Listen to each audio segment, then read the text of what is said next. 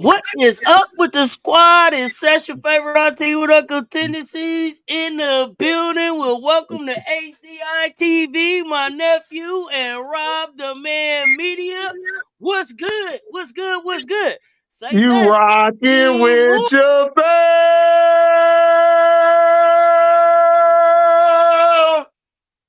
Wake up. Y'all know what it is, what it is, what it ain't, what it could be. Hey man, happy Easter, Mr. Shake My Hand in the building. Oh boy, listen, happy 420 for you. You know what I'm saying, everybody out there. So I want to forget y'all. So yeah, touch everybody in this thing. Let's get this thing.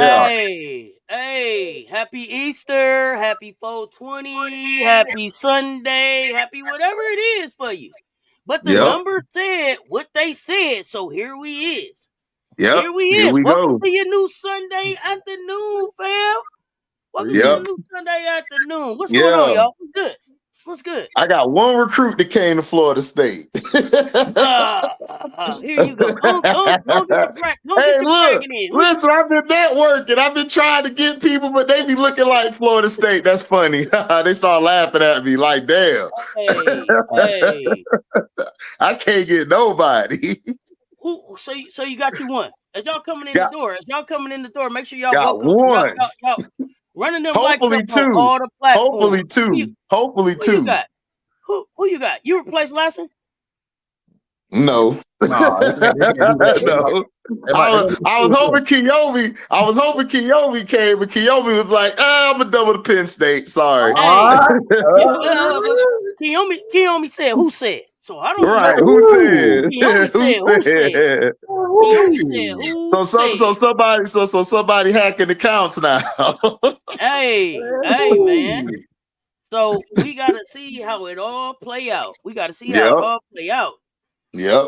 We gonna see. So what's the deal? I was watching this NBA game, y'all. I gotta cut this down. It's 115-67. I don't know. That's nasty work.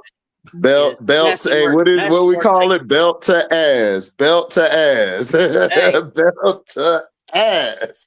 Hey, OKC grew up right in front of my eyes, man. Like it was like I don't know. It was like OKC, SGA. We don't know. Now it's like SGA is him. Shout out Coach Pro. This your squad. You've been talking about these dudes since wasn't nobody talking about them, and here they are. So shout out, respect. It's been a good time. Yeah, it's been a great time. They say ain't nobody checking for Yeah, I know they not. Listen, I tried to add them. This is how they do me. They like HD, we rock with you, but not FSU though. It's like, damn. Hey, but speaking of Florida State, man, I want to send prayers out to the victims. Yeah. I was worried about it. Because my brother, he go to school at FAM, and they're like right next door to each other. So luckily, he was at work that day. He didn't have to take no classes over there. So yeah, man, it's sad day, man. Sad day. Yeah, definitely. Prayers up for them. Prayers to the losses, speedy recovery. Mm-hmm. A terrible situation for sure. Definitely want to get that out there. Yeah, okay. Political Lil says she not watching no blowouts. That's crazy. Yeah, blowouts. Nasty work out here right now. We don't do no blowouts. I listen, the first NBA games today was gonna be bad anyway. The last 2 games gonna be the better game, so it is what it is. Yeah, we not finna last against the Celtics. We need Suggs back bad. We need Suggs back real bad. What's the deal, Auntie? What we doing, man? You know what I'm saying? We on Hey now, 50, but so what we doing? We finna talk transfer portal. We finna talk transfer portal, and we gonna talk who's left out there, where they should go, and what does it mean? Does it mean anything that they haven't gone anywhere yet? Right. I also want to know what y'all think about some of the backlash that some of these players get for getting in the portal. It's the old slave master, slave enslaved mentality. They don't want to see the kids dictating where they want to go. They want to still keep it like they did with us coming in. Oh, you got to go here, or you got to go there, and they don't want to see these kids grow their brand. For some reason, there's this stigma, and you can attest to this, Rob, that people think that if you're focused on your brand, you're not focused on the game. You're not trying to get better at your game. And this is the problem: is we got too many old fuddy-duddies. My mom and grandma would call them these fuddy-duddies, like, oh, well, you guys don't need to go here. You guys, y'all are jumping ship all the time. Man, look, it is what it is now. They're getting their money. The NIL is blessing them. And some of these players, they thought that the first school they went to probably was the right fit. Like, we all got a job. We go to our job. We like, this is good. And then after a month or two, you like, I don't really like it. I don't like how the boss hair growing in. I don't even like her. I thought she was gonna give me play, but she did it. So I'm going to another job. So they don't like that when the player has control, because they think it damages the game. But it's okay, Rob. You know this, for an owner to say, I'm gonna get rid of you, or for a coach in college to say, I'm gonna take your scholarship. That's cool to do. But as soon as they say, I want to go somewhere, oh, it's a problem. And let's say, how many of the people of our tone is in the portal? A lot, isn't it? Ain't it a lot? So let's say if it was opposite, let's say it was the other complexion in the portal. Do you think it would really be that much of a backlash? Because I don't think it would be. But so here's the thing. A lot of these teams have lost 7, 8 players off their roster, and ain't nobody calling them out. But if it was the black coaches, yep. Like, man, but I'm gonna say less. I'm gonna hold that back before I get to that point. I'm gonna say, oh this. No, yeah, come on. It say less. You know what I'm saying? We got to throw it out there. You know what I'm saying? Yeah, say less, mean more. Let's get it. Less means more. You know what I'm saying? So it's funny how you get on a kid for hitting the portal, but you don't get on the coach for putting them in the portal. What we doing? So let's make it clear. We need to make it clear, because I don't know that people understand that coaches are putting kids in the portal. People don't. Y'all think I be joking when I say you come and you get that letter in the locker, or that tap on the shoulder, or that, hey, coach, won't you? Yeah, hey, let me talk to you for a minute. You know, it wasn't this playing time. What you think? Sanaya Fagan, people said, Don said, hey, if you want more playing time, you probably need to transfer from here, right? You probably need to transfer from here. She said, no, I believe in what it is that you building, and I'm going to take my time and stay here and put my time in, right? Yeah. It's absolutely a choice. She was like, hey, I'm buying into what it is that you're doing. I'm going to stay here and stick it out. Some kids is like, hey, I appreciate you. Hey, shake my hand. But they not built like Fagan though. They not built like Fagan though. Fagan built tough. Like, you got to have a special type of toughness or a mindset to deal with, okay, I'm going to wait my turn. Some people feel like, okay, I got to jump here. Maybe I could play more because my talent wasn't utilized, like a Wolfenbarger or somebody, or ADR. Just hold that point, because we finna rewind this whole thing. Rewind selector. Yeah. Rewind. Hey, listen, if a kid transfers a lot in high school, what you think they're gonna do in college? But go ahead. Transfer a lot. Yeah. Go ahead. I just But his body is his body of work. Like you have to look at the body of work. I look at body of work. I don't look what you did your last 2 years. If you've been transferring all your life, you're gonna do it in college because you're not a settled person. You're entitled for one because you feel like I could just get away with this. I could do whatever I want. Players like Sanaya Fagan, those are like the blueprint of, okay, I know that I got to get better. I'm in a stable situation. Yeah, people are telling me, Fago, you need to go. Fago, you need to bounce. You good, you big. And you like, no, I'm going to stick to the process. And look where she's at. Possibly could mess around and get a lot of minutes day one because Cam Brink is hurt. And there's Mercedes Russell. Come on, really? Pillsbury-ish. Like, let's be for real. She could take that spot like that. So she stood to the process. There we go, by music. So she started that early. So now that has built her into knowing, okay, if I'm not getting minutes on the next level, that's what coaches are looking for. They're not looking for the, oh yeah, you're talented, but you're jumping here and there all the time. So that shows me as a coach, or even because you got to understand, Rob, you even know, and Auntie, that on the next level, they're watching every move you make from when you're young all the way up. Because what are they doing? They're trying to get you into your school. Because look, Sarah Strong was recruited since middle school by Gino. Gino was looking at her. So just imagine the coaches watching you right now. So I'm gonna stop it. They wasn't technically right. Technically, got you. Air quotes, got you. Yeah, been on the radar. Yeah, right. They were on the little DBZ. You know, the Dragon Ball Finder on DBZ. Yeah. They was on that. They was just out the area though. Yeah. But you did see it. You did see it. Yeah. I love when them coaches be like, they give an 8th grader a scholarship offer. Or man, you ain't watching this 8th grader for real. Right. Man. Like you can't even offer that kid if you wanted to right now, but at all. Allegedly, you know. Right, allegedly. Right. So that's what I'm saying. That so you have to, as a player that's going in the portal, you have to you have to be like a Tania Latston or Olivia Miles if you're going in the portal, because you're already going to be picked in the top 5 whenever you come out. So it's better for you. It's better for you. Oh no. No, I don't like Olivia Miles, but I'm just saying, I've never had a projected that high.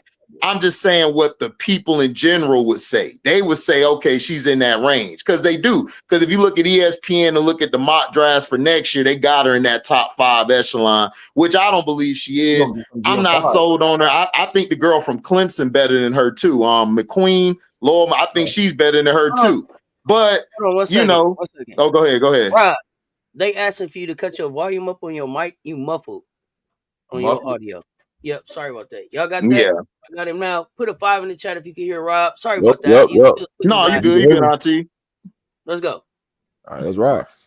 Yeah, but like I was saying, is that's where they got her projected. Me, I don't really like her as a player. She shows me way too much but I'm just saying, as a player averaging what she's averaging, those players can get in the portal off of their name. But players like I was saying, Wolfenbarger, ADR, all of those type of players, the portal ain't gonna do you no justice. You got to have a mirror to a woman-to-woman talk, or a mirror to yourself talk. Am I really built for this? Am I really able to really do something on this level to get to the next level? Because a lot of these kids, to me, are just jumping in the portal because they can't handle adversity, or they can't handle getting beat out for their spot. I mean, that's just my opinion. I listen, you spot on with it, but I'm gonna take it a step further, right? Because I think the biggest thing is, if a kid show you a pattern, trust that pattern. Yep.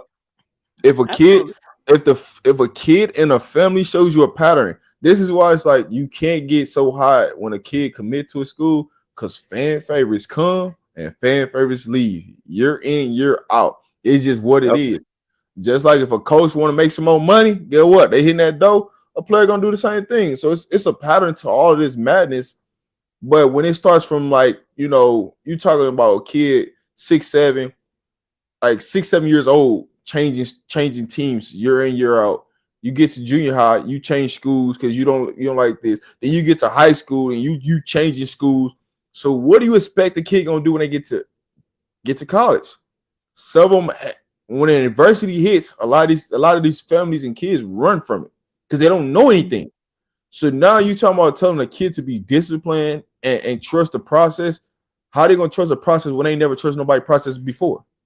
Yep. We forget about that though. We like, man, this kid talented. Everybody in America think, hey man, I could change this kid. If I get this kid in my program, I could change him. But it's not always the case that you can change a kid, because if they shown and prove something to you, you better ride with what they shown to you in previous time, because it's more than likely their pattern gonna repeat. 9 times out of 10, that pattern gonna repeat. It's just what it is. Okay, so let me ask some questions. Because it's 2 situations. Let me take that back. 3 situations where I say I can see a kid transferring. And we talked about this a little bit. We are going to play for a certain coach. That coach quits. I jump in the portal. That's my right. If a kid is at a school and they come in their freshman year, they get to the end of their sophomore year and it's just not working. At that point, I think that's a good point for a kid to say, I came here, I worked through I went through the adversity. It wasn't just the adversity. It didn't work out. I'm going to be developed and grow somewhere else. I still got 2 years left in my situation. Then the other thing is like what you said about Latson or another player like that. I've done everything that I could. I want the chance to play for a national championship. You see a Latson or a Cody jump into the portal. I understand all of that. Other than that, I don't get it. Hey, but hold on. You got to add one more factor into this. What if the coach lied to you to get you on campus? Well, if the coach lied to you to get you on campus, then to me you don't even wait 2 years, right? No, I'm saying for a valid reason for why some of these kids just flat out just got lied to and got paid money just to come to a campus, and that coach knew they weren't gonna play them just so they didn't go to a different school. So those situations happen, and you see kids in the portal, and you're like, why are they in the portal for? It's because you got different minds. Gave them the bread so they wouldn't go to their rival. Yeah, that too. That happened in professional sports. Somebody assign a player so he don't go to his team that gives him trouble. But you can have 2 mindsets. You either say, F it, I'm bouncing, or every chance you get in practice, you finna bust everybody ass. Just bust everybody ass. So it's 2 different mindsets on that one. You could say, all right, I'm finna bounce because I got lied to, or you could just say, you know what, I can accept the challenge. Some players accept the challenge and say, I'm gonna stay and just show, look, since you lied to me, I'm gonna bust your favorite player ass and get some minutes on the floor. Or I'm a bounce. I mean, it's 2 different mindsets to me. But HD, I love what you're saying, everything about it. But guess what? When the boost is running the program, it don't even matter. The boost is playing for certain people to play. So you could be in practice going crazy and still not play based upon the boosters paying who they got their money to. And if the boosters got their money on somebody, that kid gotta play because I gotta get my investment back. But how are you going to know? What if you go to another program, right? Hey, listen, you go to another program. Let's say they lied to you too. So you have to be able to, as your own person, as somebody representing you, you got to be able to know for sure that if you're going to another program, they're going to actually give you a shot. Because sometimes they might lie too. You might hear them. But they're going to tell it to you a different way. So you got to pick your poison and knowing where you're definitely going. And you have to you have to have that beforehand, knowing the boosters. You got to talk to everyone. Look, I'm here to play. Like, I need to be guaranteed that. You got to get that in writing. Just like with the football player for Tennessee. They ain't give him his stuff. Hey, I'm out. You ain't giving me my money and all that. You ain't giving me my starting time.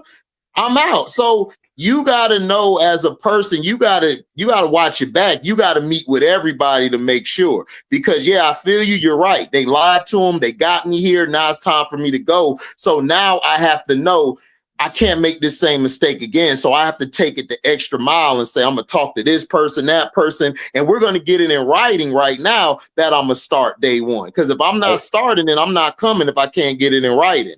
That's just on you. If I got to go to another school over here in Timbuktu, but I got it in writing and I got tape on myself that I'm finna play on the next level, because it don't matter. It don't matter sometimes where you play at. It's about what you're getting your play at and how you're starring in certain games. Because look, HVL, right?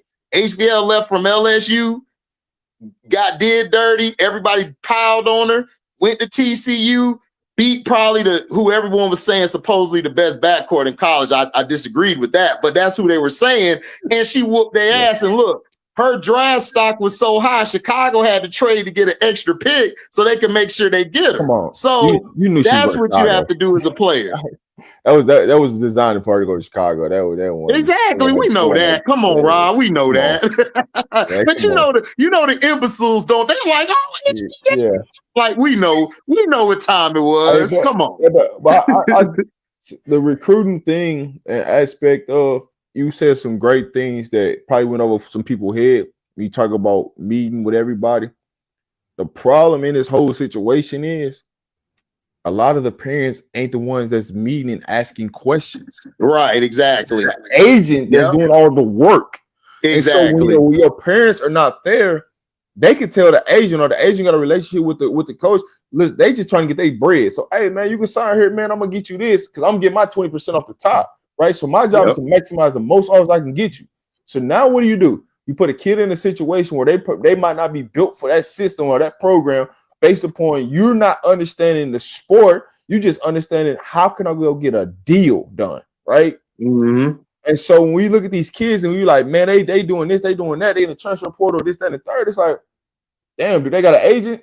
Because if they got an agent, it's more than likely the agent got them the best deal, and now they're in a situation where they don't even fit the system. So they could be up there balling. Think about like this, right? You go in there, bust ass, do this, that, and the third, but you don't fit in the system, right? Nope. Or what we need you to do to win championships. I'm not saying this is like, I'm just using a hypothetical, right? No. I understand what you're saying. I'm just doing this for people that's watching. Yeah, because you know what they're gonna say. They're gonna be like, "Yeah, I already know. I already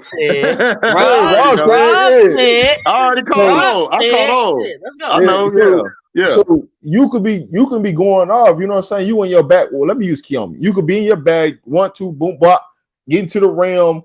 You know what I'm saying? Giving people 30 in practice, but then turn around and be like, "Hey, she don't fit the system. It don't matter how much she can get buckets. She ain't gonna." Defensively, she's not gonna do what we need her to do, and offensively, she don't move the ball how we want to move. So now they're gonna use that against you every time. So then you're gonna get all the players don't show up to practice, and it's always gonna be something to get out of paying the kid, right? So then that's when it starts to trickle down effect.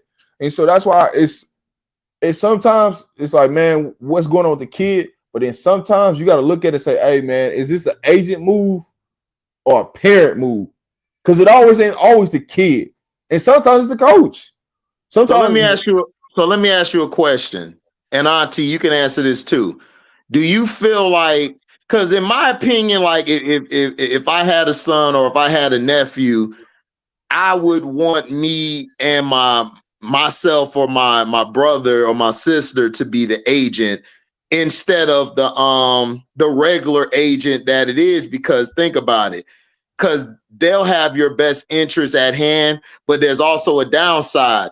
They could overplay their hand too much because they care about you and your blood. So what do you think would be the best idea? Is it to have a parent represent you, but have outside, like have outside advice, like an advisor?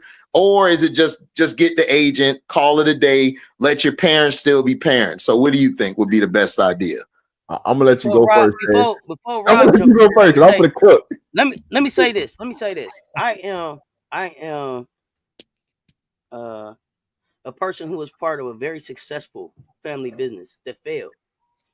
It went as high as it went as far as it could go, and went as low as it could go, and it ruined my family.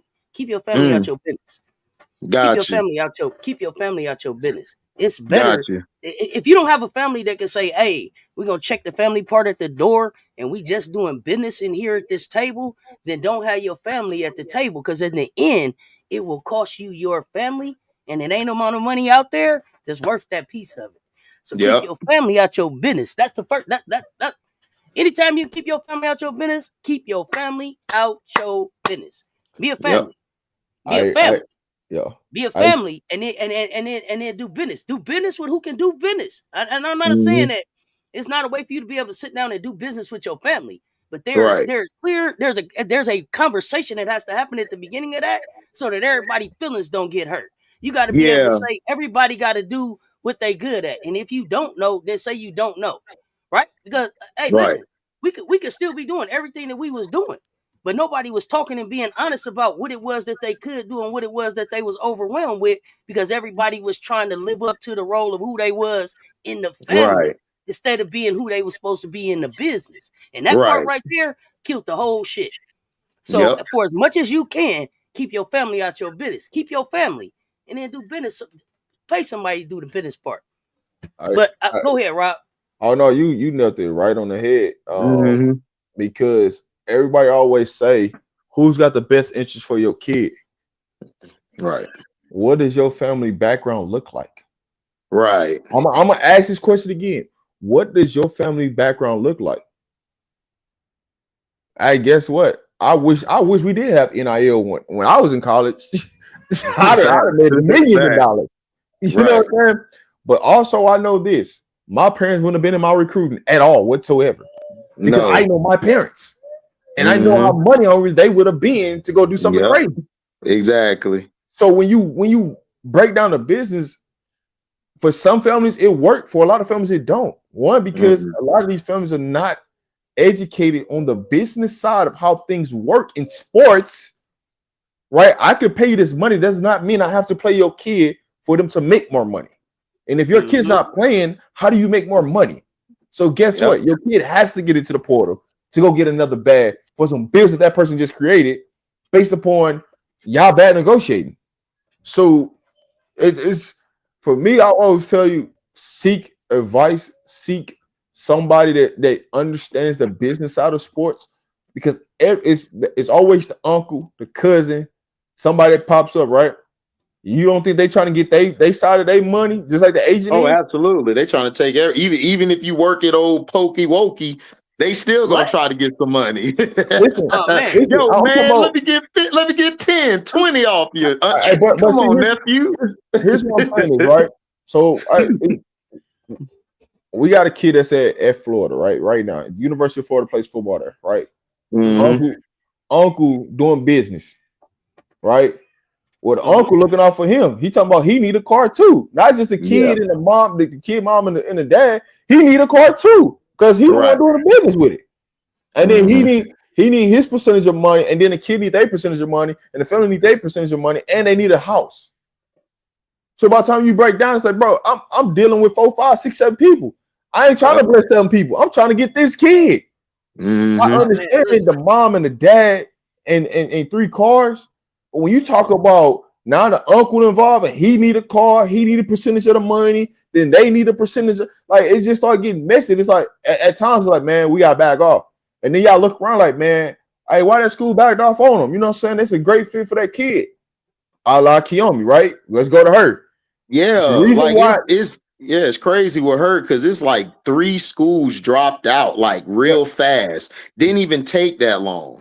But here's why. Once you pick up that phone, your agent called to say one thing, and then you as a parent, you come back and you say a different thing. Oh, we know y'all ain't even on the same page. Let's go to the top right now. Because now I gotta pay the agent, I gotta pay the parents, and I gotta pay Kiyomi.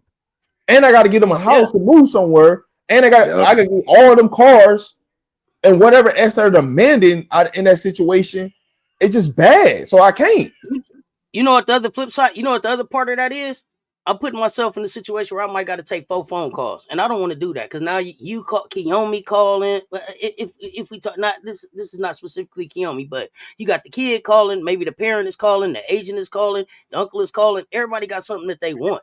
That make I'll be honest with you. be The like, kid ain't man, calling. I don't like her kid is not calling. representation.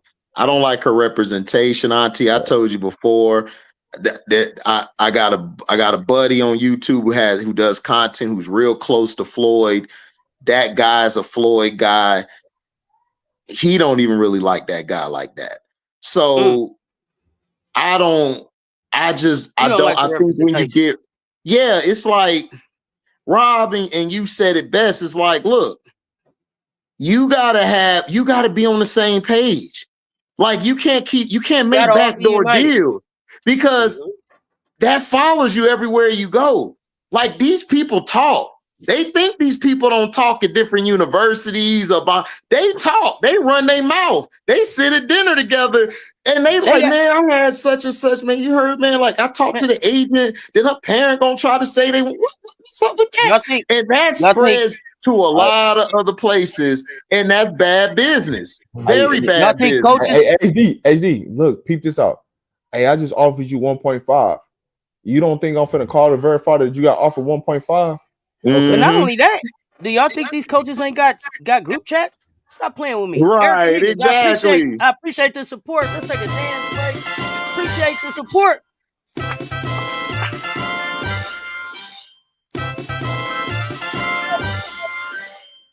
We cooking. Got to do the Caddyshack on that one. The go. When you break everything down and look at the entirety of the landscape, and people keep warning why some of these kids ain't signed, is what they asking for is why they not signed. What do we have to do to please this person? Because the player is one thing, right? The player can like, you can satisfy the player, but if you ain't satisfied the parent and the agent, no, none of this works. As much as you want to say, none of this works unless the parent, the agent is on the same page. The kid ain't really asking for that much, right? The kid asking for some jewelry, some money to go shopping with the Spurs with. Make sure they got a decent, a nice house where they can show off. You know what I'm saying? Just in case if they on social media, and a car. That's it. That's all a kid really want, right? They ain't asking you to do nothing crazy. Now the parents, they asking you for like, hey, I need you to pay my mortgage, and I need you to give me another crib on top of that, and put it in my name and do all this. And so when you talk about these boosters out here, the ones buying the houses for these families to move into. You know what I'm saying? But how do they recoup that money back? Right? So then they got to figure out how to get that 20%. Hey, listen, I'm gonna go buy this 300,000 home, right? So how am I gonna get this 20%? So I need you to sign, you know what I'm saying, 1.5 deal so I can get that 20% back off the top for me buying that house. For me fronting you that house, I'm good. Because now I can go make another deal just based upon you. Right? And so when you look at like a kid like Kiyomi, they're trying to maximize how much NIL money they can make because the agent trying to get that 20%. Kiyomi's probably got the number she wants, but the agent don't got it, right? Because they say, hey, Kiyomi, I'm gonna give you a meal, but the agent like, well, shit, I ain't really making nothing off that. You know what I'm saying? She valued at 1.7. I'm trying to figure out how can I get to the middle ground of that 20% to get my cut back. And so now you just in that weird space where like, man, you got a kid that's talented that could probably be in the right situation, but she's got so many people talking, it's putting her in a bad situation. And now it's making her look bad because now everybody's pointing a finger at her, like it's her fault.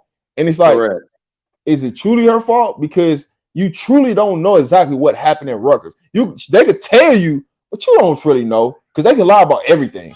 You know what I'm saying? And that's what I don't think people understand. It's like you start talking about detriment to the team and not showing up to practice and this, that, the third. Like, come on, man. It's more than what happened than what you telling it. I think just allegedly, just me speaking, I think the problem is that Kiyomi got into it with teammates. Like, let's be for real. I think her and her teammates got into it, and I think the coach was trying to keep it all in-house and handle it. Kiyomi, when she went to IG, that was a bad look. Whether she was wrong or not, whether it was the other person's fault, it was a bad look because now people, and this is, and I strongly suggest young people get a class to take on how to handle situations, because that will benefit them in this new age. Because it's not when we grew up, Rob and Auntie, we didn't have social media. We could be upset and go vent at your partner house. Nobody gonna know about it. But now you jump on social media, now everybody's looking at you and they're like, do I really want to bring that on here? Let's say that I bench her because she shot the ball and wasn't doing well in the game defensively or whatever. Is she going to go and do this again on IG? Is she going to do so? Body of work. You have to watch what you put out there for the world to see. And I think she didn't handle that. And it's not her fault. She's young.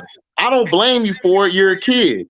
But people ain't really, they're going to look at it like, I don't really want to deal with that headache. Yeah, you're great, but I don't know. Like, which Kiyomi am I going to get? So I think that did her a disservice. And I think her agent and them didn't do well after that, because I think the agent came out saying that we're looking to transfer, we're looking to do whatever. And then the dad came out, exactly what you said, not the same page, and said, no, we're going to stay with the coach. We're going to stay with the team. People don't understand that is bad when you're an entity and you're your own brand, because it shows I can't count on you, because who's in the right? Who's really running Kiyomi? Who's really the voice for Kiyomi? Yeah. So that's what I think happened. Oh, go ahead, Auntie. Check this. Go ahead, sis. My bad. No, because I'm saying we talking about her people around her, the agent, and all these people. How come did nobody get her social media from her? But that's the point I was going to go to. Okay, let's go. She shouldn't even have the ability to make it to social media if the coaches are doing what they're supposed to do. I'm gonna say this again. She shouldn't even have the ability to go voice about what happened if it got handled at the facility. Like, you're not even walking out the door. You're not. Think about it like this. You think that she would have pulled that stunt at South Carolina? No. You think she would have pulled that stunt at LSU? No. But here's the thing: is that coach ain't never dealt with top end talent. That's the problem. It ain't necessarily Kiyomi. It's that the coach ain't never deal with top end talent. It's showing you, because if you deal with top end talent, you know, hey, listen, we got to pull her into the office. We got to get out to the middle of it. My assistant coaches, whoever y'all sign with, go talk to them as a head coach. Let me talk to Kiyomi. Let us get right. Let her get everything that she needs to get off, so this is not going to the public. It only went into the public because they dismissed her feelings about the incident and they sided with everybody else. So she came out and made a statement. Right. But now, parenting. What are we doing as a parent to say, hey, Kiyomi, come on now. You can even call your parents and talk to them. So if you can't call your parents and voice it, that tells you everything you need to know. Yeah, because look, it looks bad, because now it's like, because remember, it makes the coach look bad. You just had Schmeichel the year before. Now she's in Maryland balling. So she probably just can't handle very headstrong women, like little young women. She probably just can't handle headstrong players. So stop recruiting them. Are we saying that Rutgers chose Kokis over the players? No, I think they chose Kokis, but I don't even think it's just that, Auntie. I just think she doesn't know how to handle that level of talent.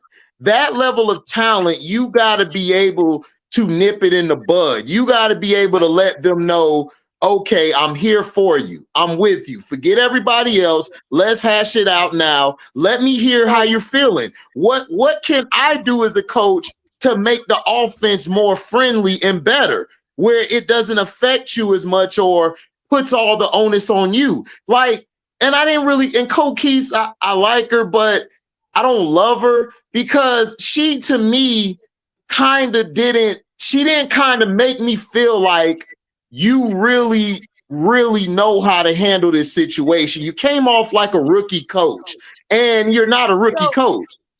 But you're saying that she's a rookie coach when handling this type of talent. But here's the flip side. This is the flip side that I want to understand. Why are you at Rutgers anyway then? We know. You know why? Because she got talent that she feels she can handle. And no. Because that choice was Kiyomi's. Why is your top end talent someplace where's the rookie coach? Why you not at another school? It ain't Kiyomi's decision. It's showing you. Come on, tell me about it. Tell me about it. The agent and the dad is showing you that it wasn't Kiyomi's decision to go to Rutgers. That's been publicly shown that it wasn't. So, do you the think dad? Listen, the dad wanted her at Rutgers. The agent didn't want her to go to Rutgers.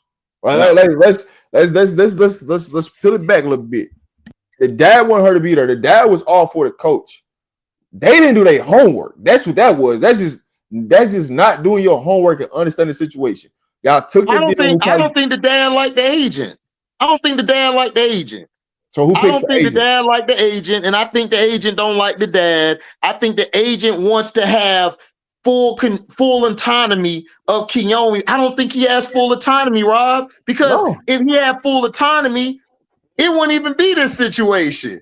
Because I think the dad still has some control and has some influence. And I think the agent says one thing, but Kiyomi probably has a good relationship with her dad. She probably don't want to let her dad down with his decision. And that's probably why she chose Rutgers, because it shows you that. So to me, Kiyomi has to sit down and say, okay, I want to go in this direction. I want to be in the W one day. I want to be the top person. I want to be the face of all of it. So she has to make a choice. Either I'm going to go with my parent or I'm going to go with the agent. Because I think she's stuck in the needle in the haystack. She right in the middle. HD, let me take it a step further, right? The agent goes out and says she's committed to Penn State. She come back and say she's not. Exactly. So wait. Y'all gotta help me understand. So y'all saying that y'all saying that P4 schools came calling and they said no, so that they could have the agent or the father could be in more control at Rutgers.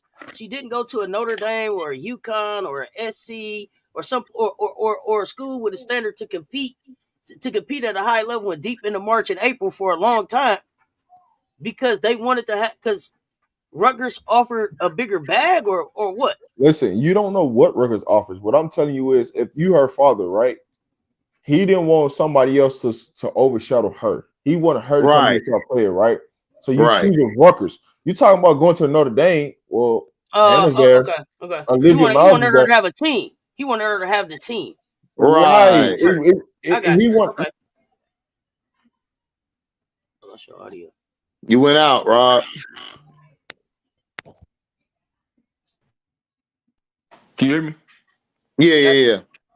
All right. So yeah. So it's one of them things where he want her to be the star, and that's not always the case. You know what I'm saying? Sometimes it's hard as a true freshman to come in college and dominate, right? You gotta have special abilities. So it was certain things that he was looking for, and it was certain things that the agent probably I'm not even gonna lie to you. The agent probably had her in a better situation with a better team. But the dad wasn't. He did. He wasn't gonna sign off because, hey, listen, if she's a certain age, the parent has to sign off on it. So if the parent don't sign, the kid can't go there anyway. You gotta think about that. So that's what I'm saying. I think if the parent don't sign off on it, you ain't going there. It's auntie. It's a lot of this. It's a lot of this desertion. A lot of being pulled in direct.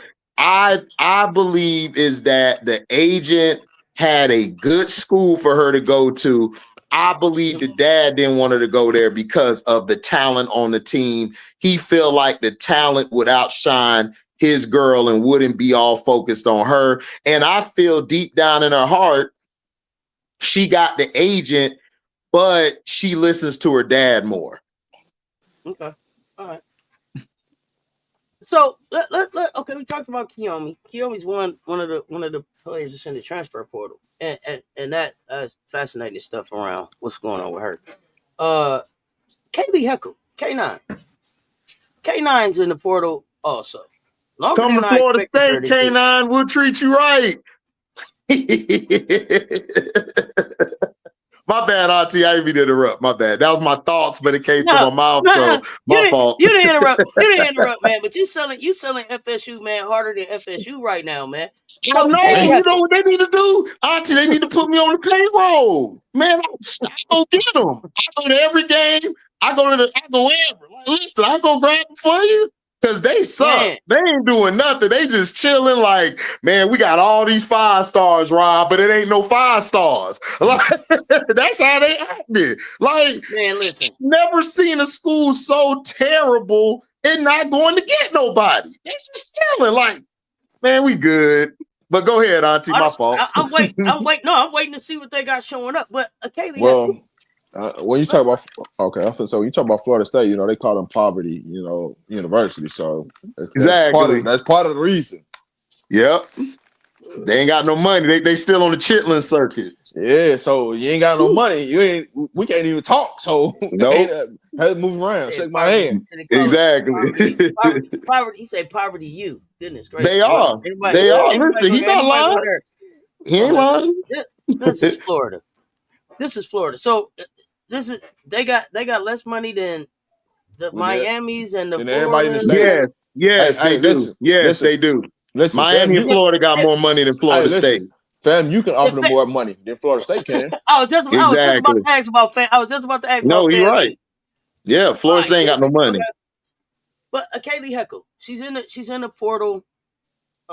It's not I don't know why she's in the portal. We don't know why any of these kids is in the portal. This is all speculation. This is just our opinions. But when you look at a player like that was at USC, had some success, had playing time. I think they got Elite 8. What else? What else is what puts her in the portal and what has her in the portal so long now? Do you think it's the same type of situation with a Kiyomi where it's agent and parent trying to figure it out? What does that look like? What are y'all feelings about that? I just think for me personally, I just think she's taking her time and really like figuring out what's the best space for her. Yep.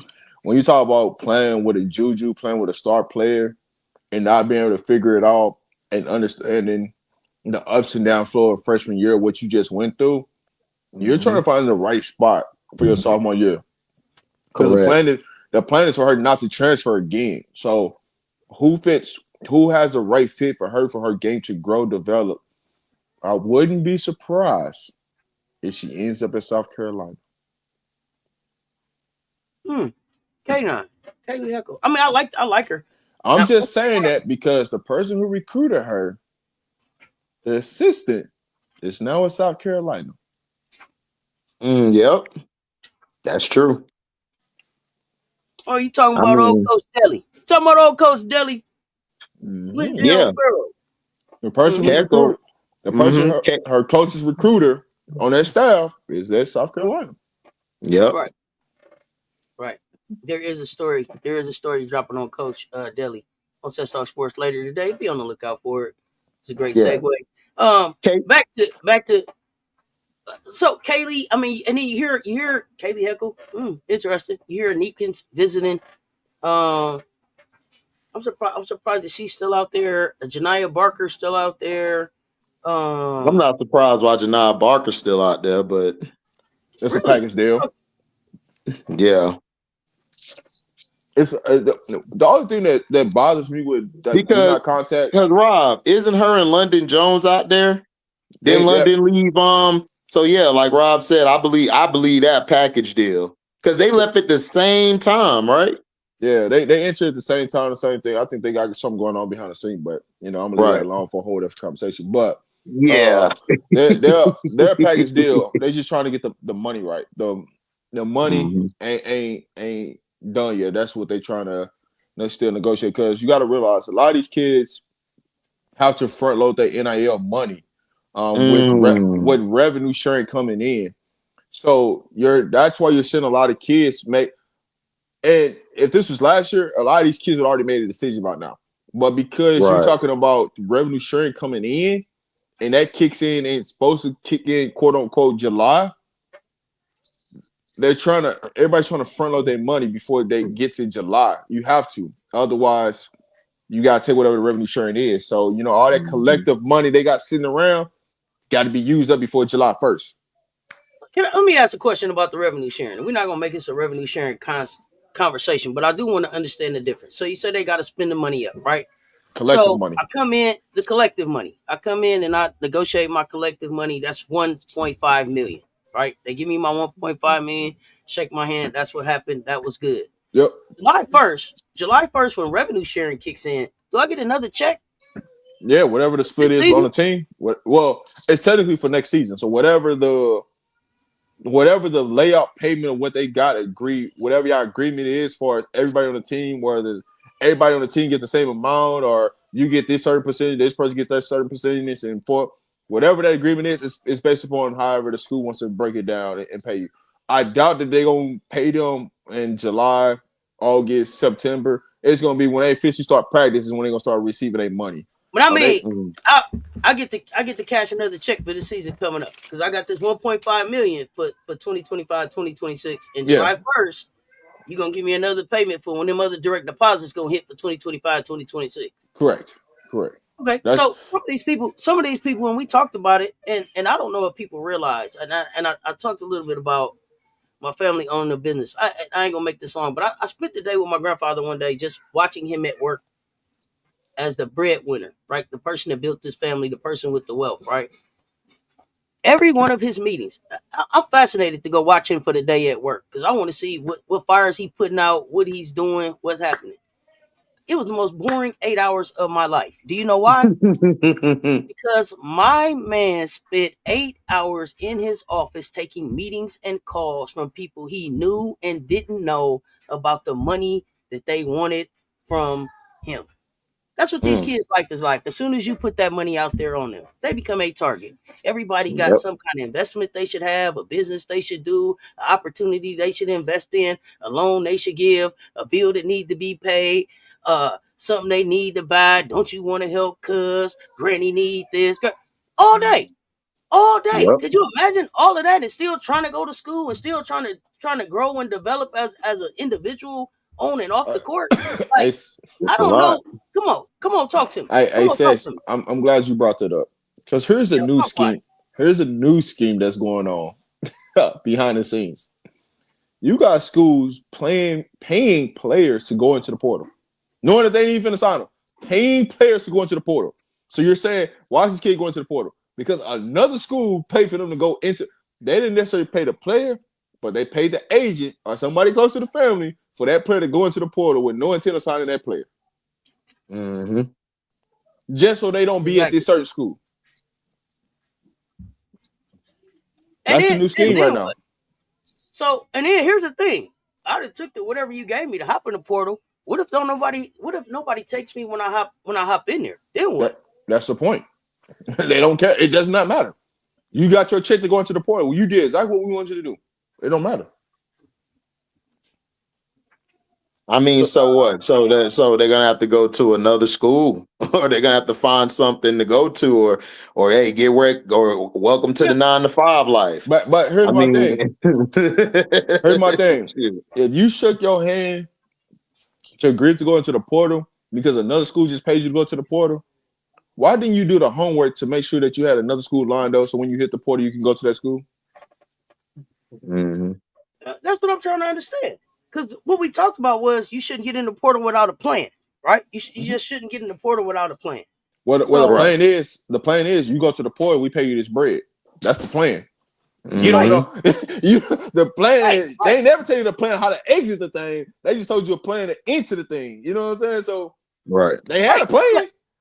But you got to be thinking, okay, once I cash this check, where am I going? Hey, hold on. Let me call you right back. Hey.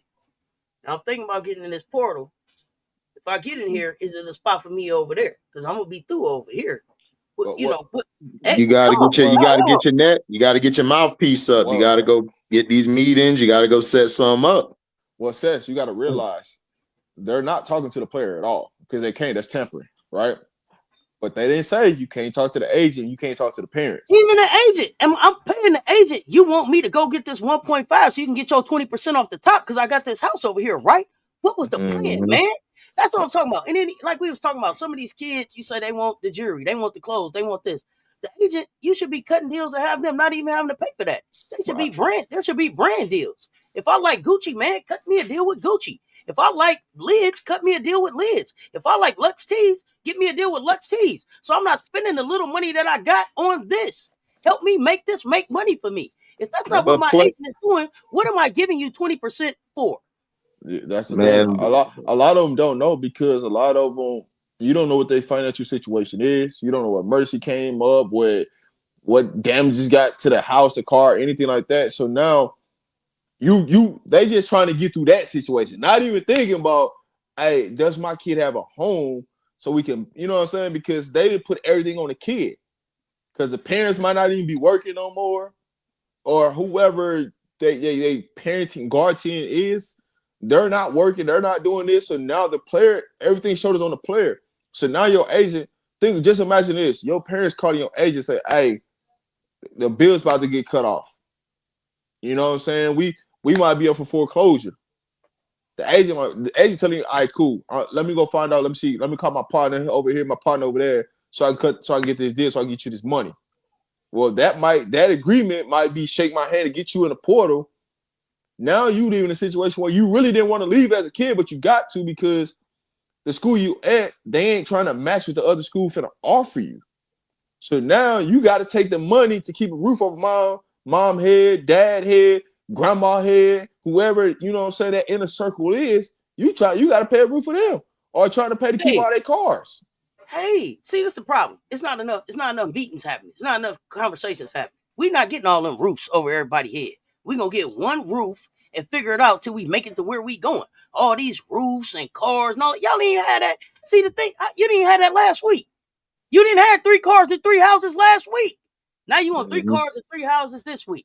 And then three gas tanks you got to pull up, and 3 refrigerators you got to pull up, and 3 light bills you got to pay, and three taxes you got to pay on the property. What are y'all talking about?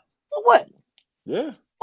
Also your agent is trash. If like they pay you this money and you go in the portal, your agent got to already be on it to say, you know what, I'm finna go get this person, or I'm gonna find this school for you. What agent do you have? Like, an agent to me is somebody who, okay, yeah, it may not be ideal for you to go here real quick, but you got to be able as an agent to find where to put your client at. Like, you can't just put it all on your kid. Now that I done paid her, okay, now it's time to go to the portal. Now you need to get off your ass like yesterday and go find us some schools to talk to. So to me, it's a player and an agent relationship that y'all have to have that one accord. Y'all got to be on the page. They have to me, be an agent who has connections, who got a good talk game, got a good, what we used to call back in the day, the Rolodex, you know, you got to have that on deck. So if you don't have that, or if that agent isn't that good, before you accept that money to the portal, you need to get you something. You got to get you a person who can get you out there as soon as you leave. Because Rob, think about it. This player here probably averaged 3.6 and 1 and 1. Ain't nobody finna be hopping to go grab you.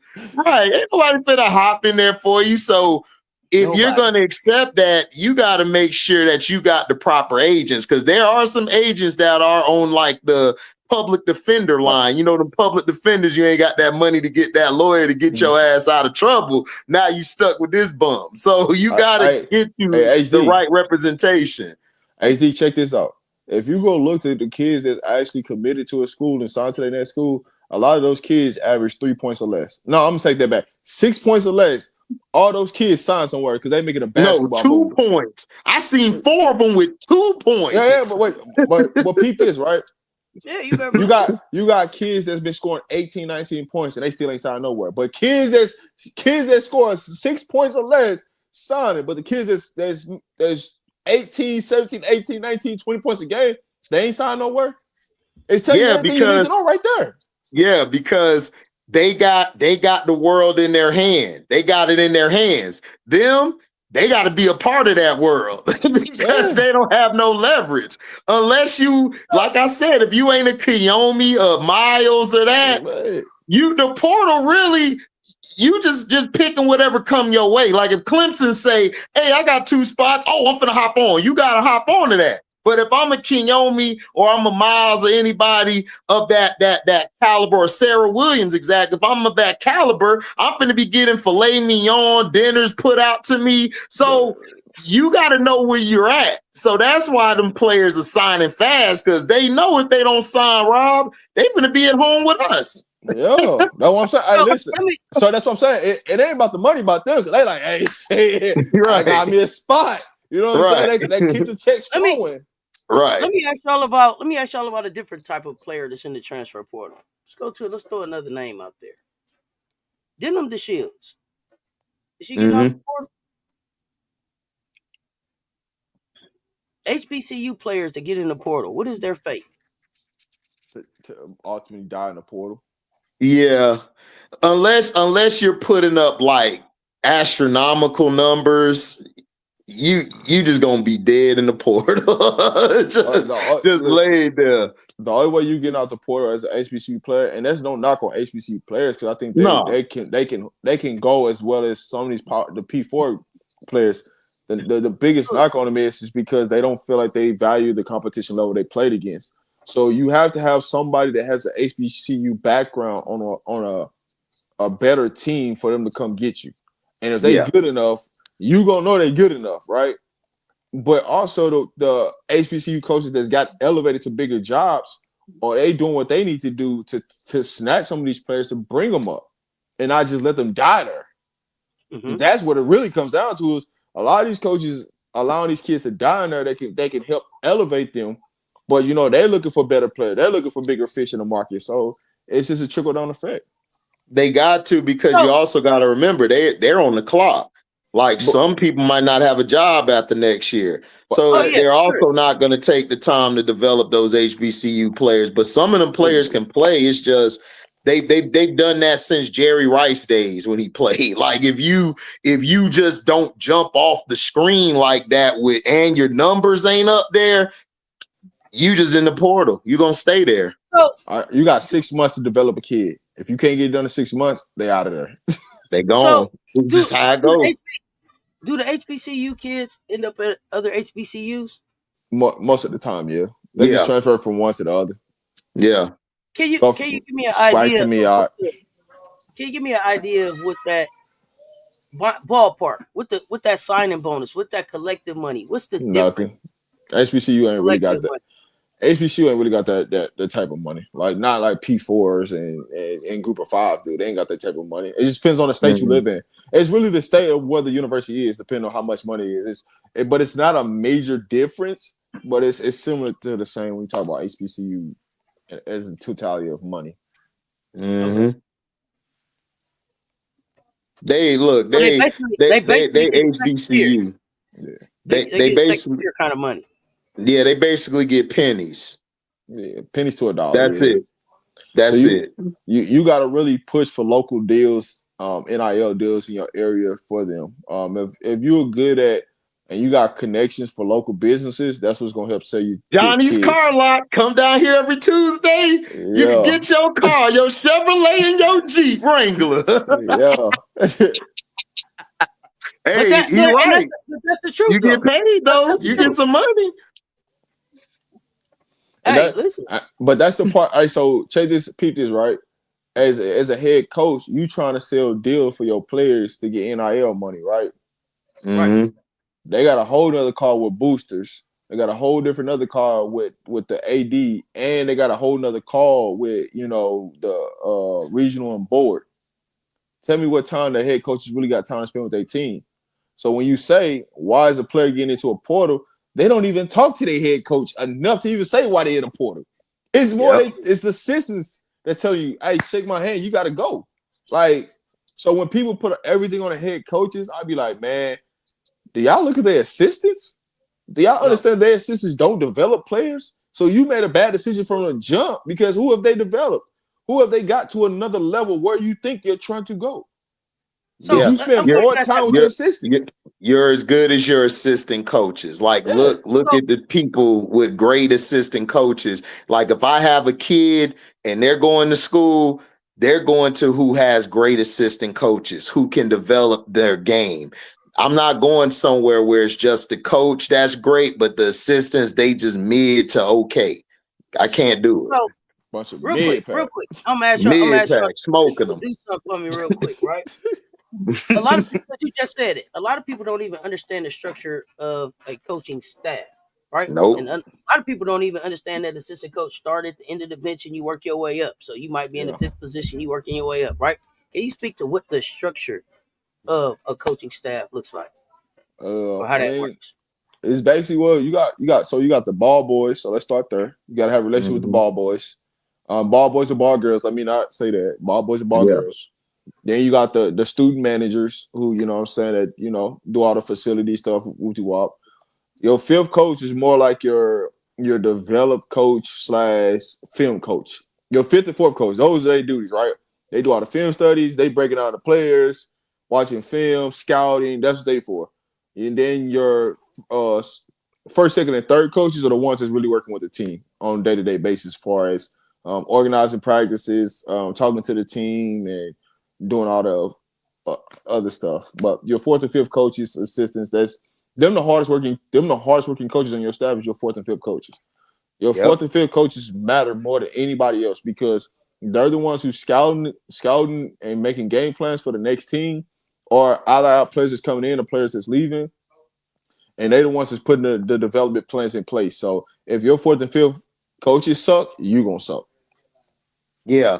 And then your head coach is basically like people notice that work in companies or corporations. Your head coach, you rarely see them until game day.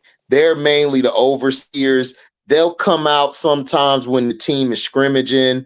They'll be there, but they're mainly just the overseers. You have a better relationship with your assistant coaches more than your head coach. That's just how it goes. And sometimes you have a head coach that does way too much. They try to do everything and they don't delegate it to their players right. Like their other coaches right. So that's also could turn up bad for your school and bad for your program. If your coach is a control freak, then you got a coach who just don't do shit at all. They just sit on their ass all day and they don't do nothing at all. They just sit there all day and then they'll come out and say a few words and then they just go back to doing what they were doing, nothing. So you got to have that balance where that fourth or fifth person, like Rob said, they're on it every day. They're watching film with you. They're breaking down what you need to do. They're showing you how to work on your game, how to work on the left block, the right block, how to get here to the wing, to the elbow, how to set the screen. They're working with you. Your head coach is just overseeing everything. Now, some coaches may interject some things in there just, because they probably they probably like what they see, or they want to see a little bit more, so they'll interject here and there. But Rob is absolutely right. You're only dealing with your fourth or fifth seat all the time. And then the ball boys, the ball girls, and all of them, and the equipment managers, that's it. The coach, if you get called into the coach's office, it's bad. It's not good. Hey, listen, I'll be honest with everybody. You only getting called into the coach's office is when you dealing with the managers and the ball boys. When you upset them, you get called in the office. So you talk about something happening at practice because the ball boy or the manager snitched on you about something. Like, that's the only way. You ain't getting called in the office for nothing. Coach finna be like, man, what are you doing? Because now he finna cut him or her. They finna cut your ass out. Because they already got a big plate. And you done added to that plate, they finna cuss your ass out from Monday to Sunday and Sunday to Monday and Saturday again. I'll be honest with you. You rather get in trouble by the strength and conditioning coach. You rather get in trouble with them more than anybody else. Because guess what? They'll tell you right then and there. They just discipline you, and then they don't even get to the coach. Nope. Listen, like everybody else gotta go tell on you. Everybody else is snitch. Like if you watch that Unapologetically Angel episode with her and Dejanay, they basically told you who the snitches were, which is the assistant coaches, the equipment people, but the strength and conditioning coaches, They gonna deal with your ass right there. And they done with it. You gonna run some more. You gonna lift some more. You gonna listen. some more. You ain't lifting shit. You go ahead and sit them weights down, and you gonna run until I tell you to stop. And I hope you quit. I hope you quit. And it's gonna be stadiums too. Yeah. They gonna make you do stadiums. Yeah, I hope they gonna make you do stadiums. not a stair, a stadium. Like you gotta go up, then come around, up, all of that. Then when you get to the field, you gotta do up downs. You gotta go ahead, come on. You're gonna be throwing up, even if you throw up. He gonna make you jump and you throw up. That's how I go. Go ahead. They don't care. Hey, listen, and don't meet let you not meet the time that they were required for it. Okay, we'll stay here till you hit this time. Go ahead. Yep. So that's why I try to, man, listen, if you want to get in trouble with somebody, get in trouble with the strength and conditioning team, because you know, your punishment gonna be right then and there. It's gonna be over with. If you get in trouble with any of the coaches, oh yeah, that's a game. You sitting out for a game, or you sitting out. Don't even worry about that. So let me explain this. Yes. So let me explain this real quick to you young people out there, you young men and young gals. Y'all keep yelling about the Kennedy or Alexis Moore stuff. Look, sometimes it's not even the coaches. It could be an equipment manager. It could be the managers or the assistant coaches that talk about you. You got to watch who you talk to and deal with, because everyone thinks, oh, it's the coach or it's this player. No, sometimes it's the managers, it's the assistants. They just like, man, I don't even like that B. They always cuss me out. And seriously.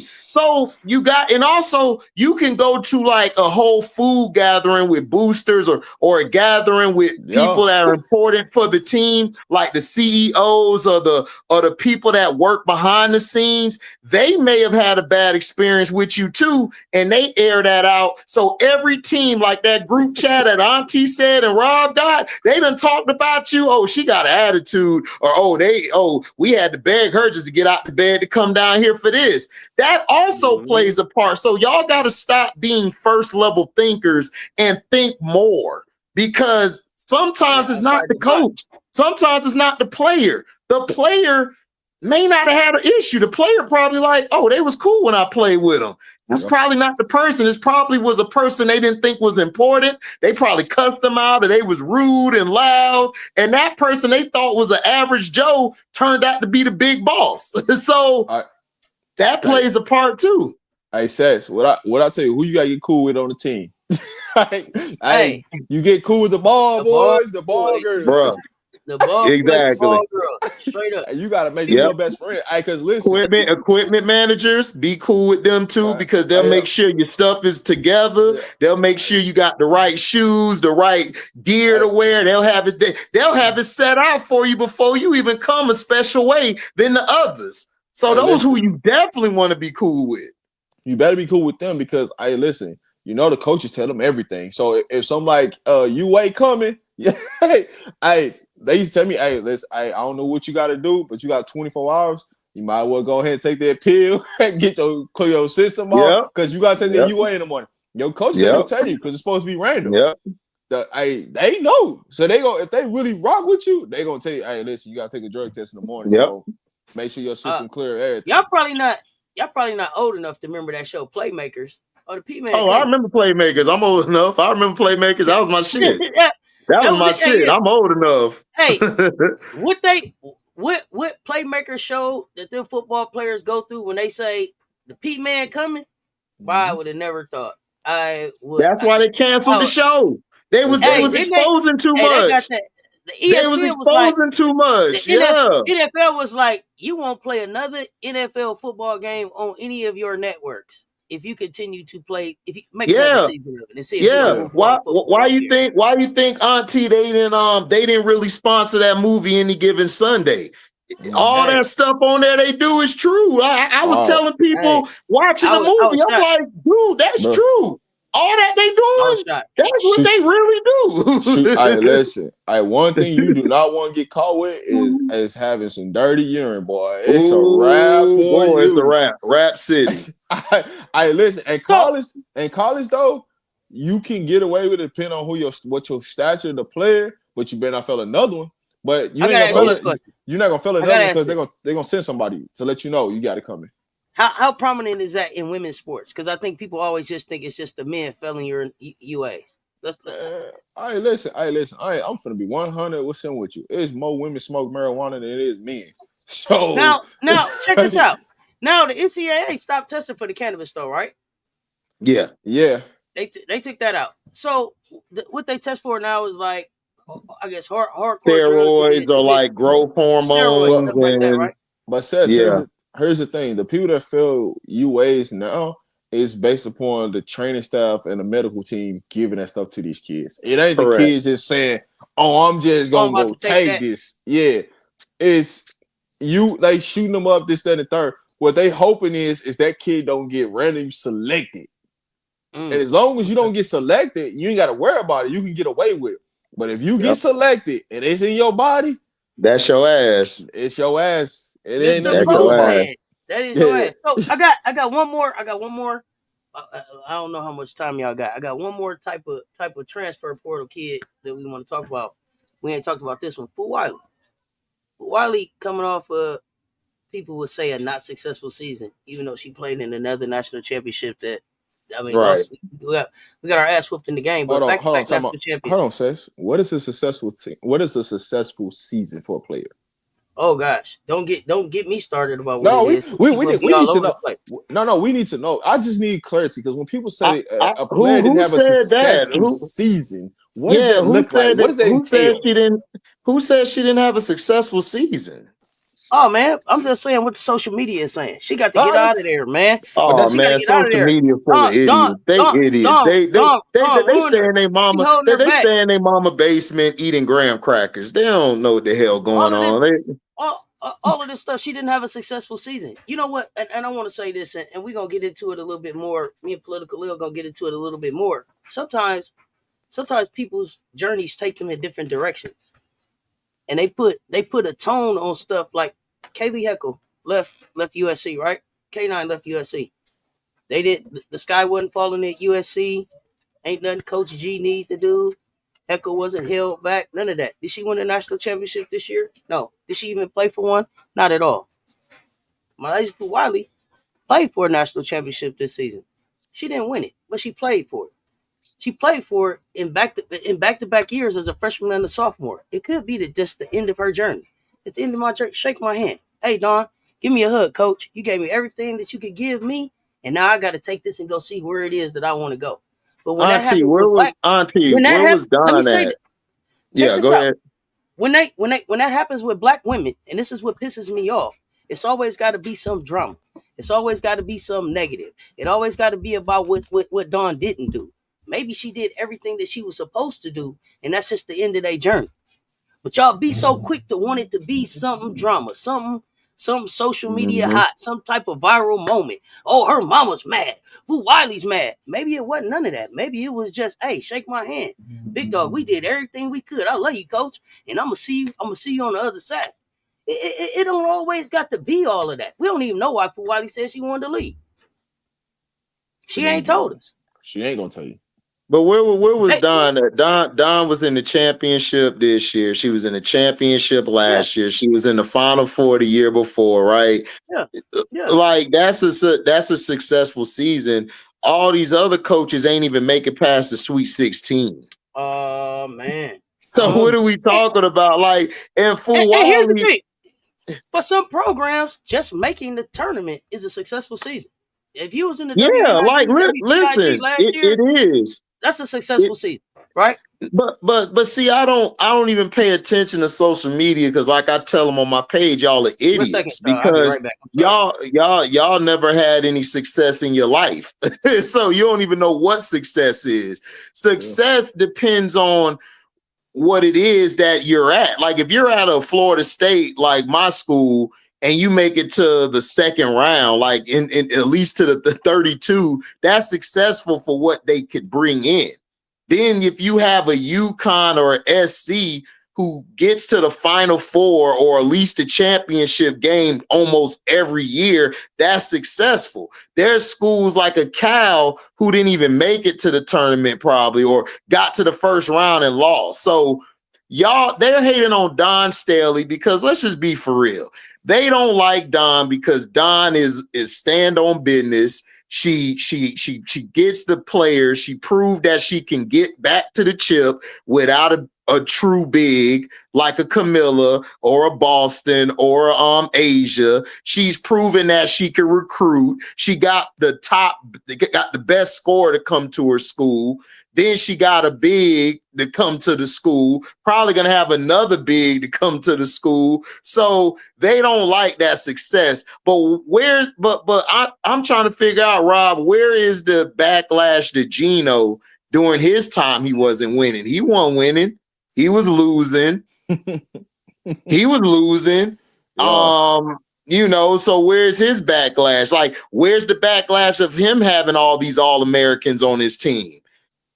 Like, where's the backlash? Like, if you don't win, it's like this. If you don't win, you don't like. It's the fan only blows when you hot, right?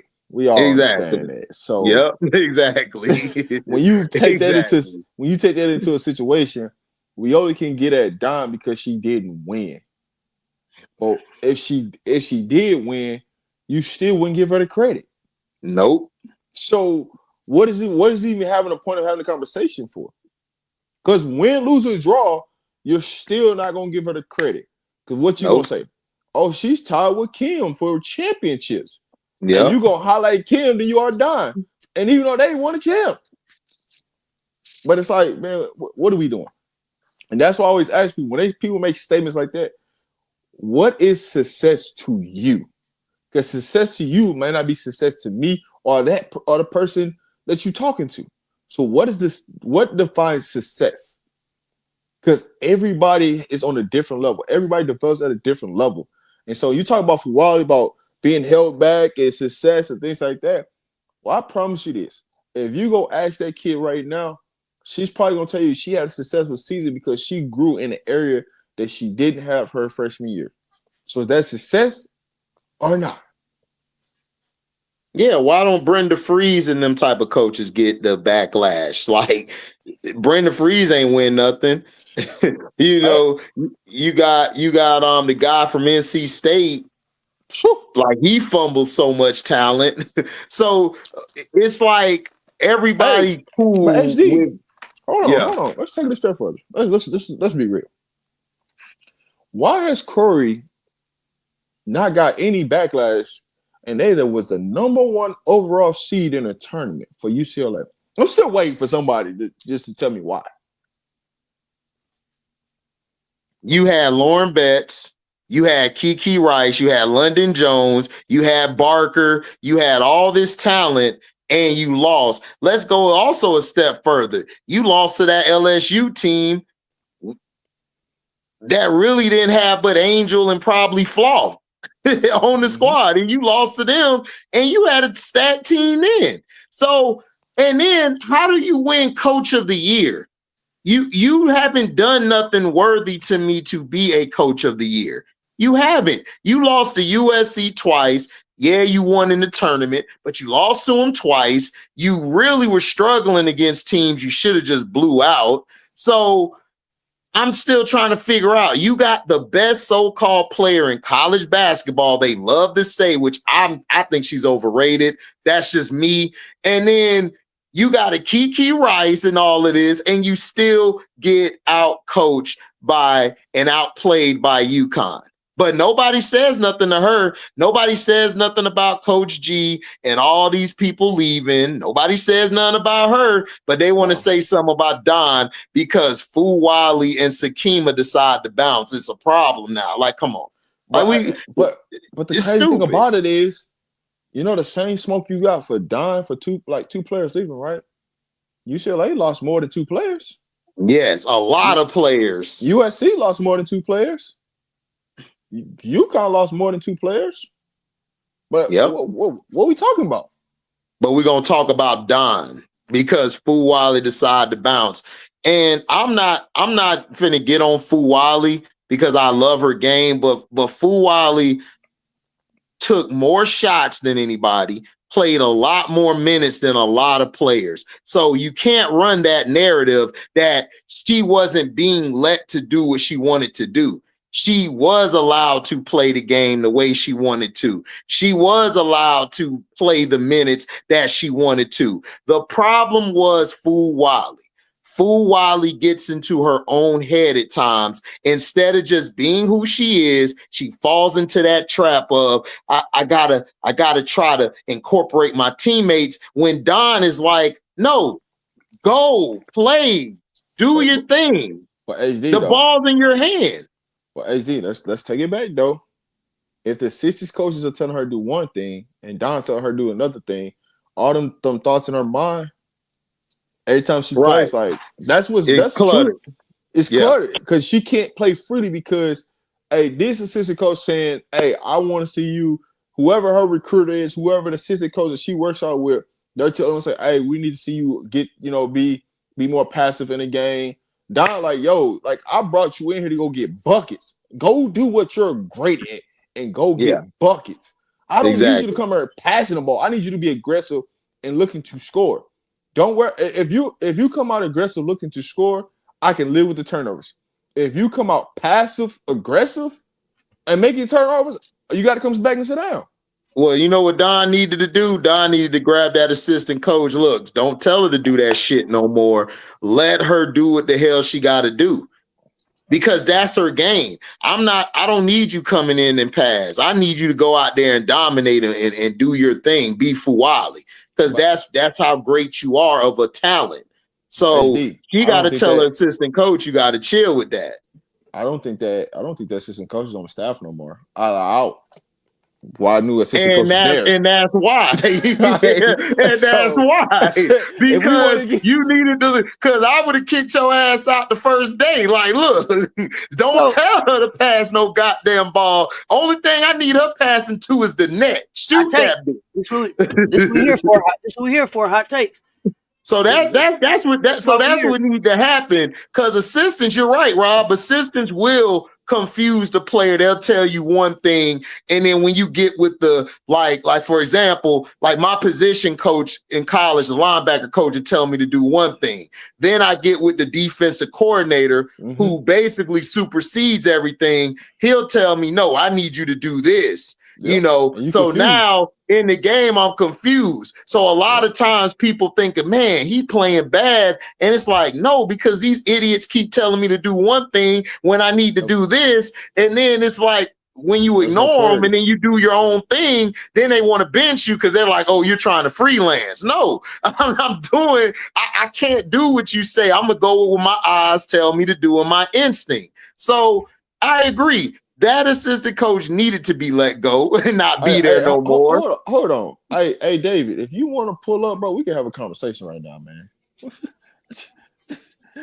Let's be real, man. Hey, man, we can pull up, dog. You want to have a conversation, man.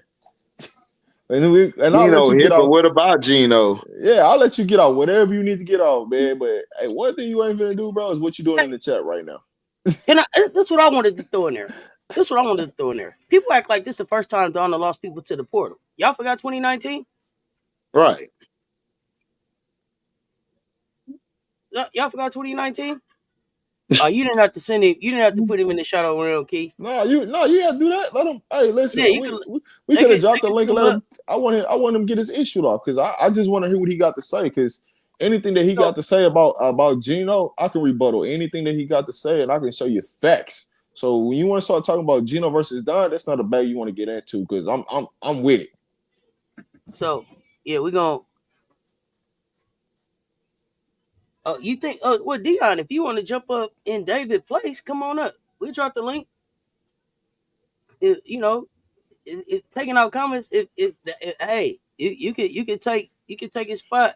But the only reason why all good. It's all good. But nobody said nothing bad about Gino. All we said was that he don't get any backlash. He doesn't. Gino's always been coddled. Even when Pat Summitt was around whooping his ass all the time, he was coddled.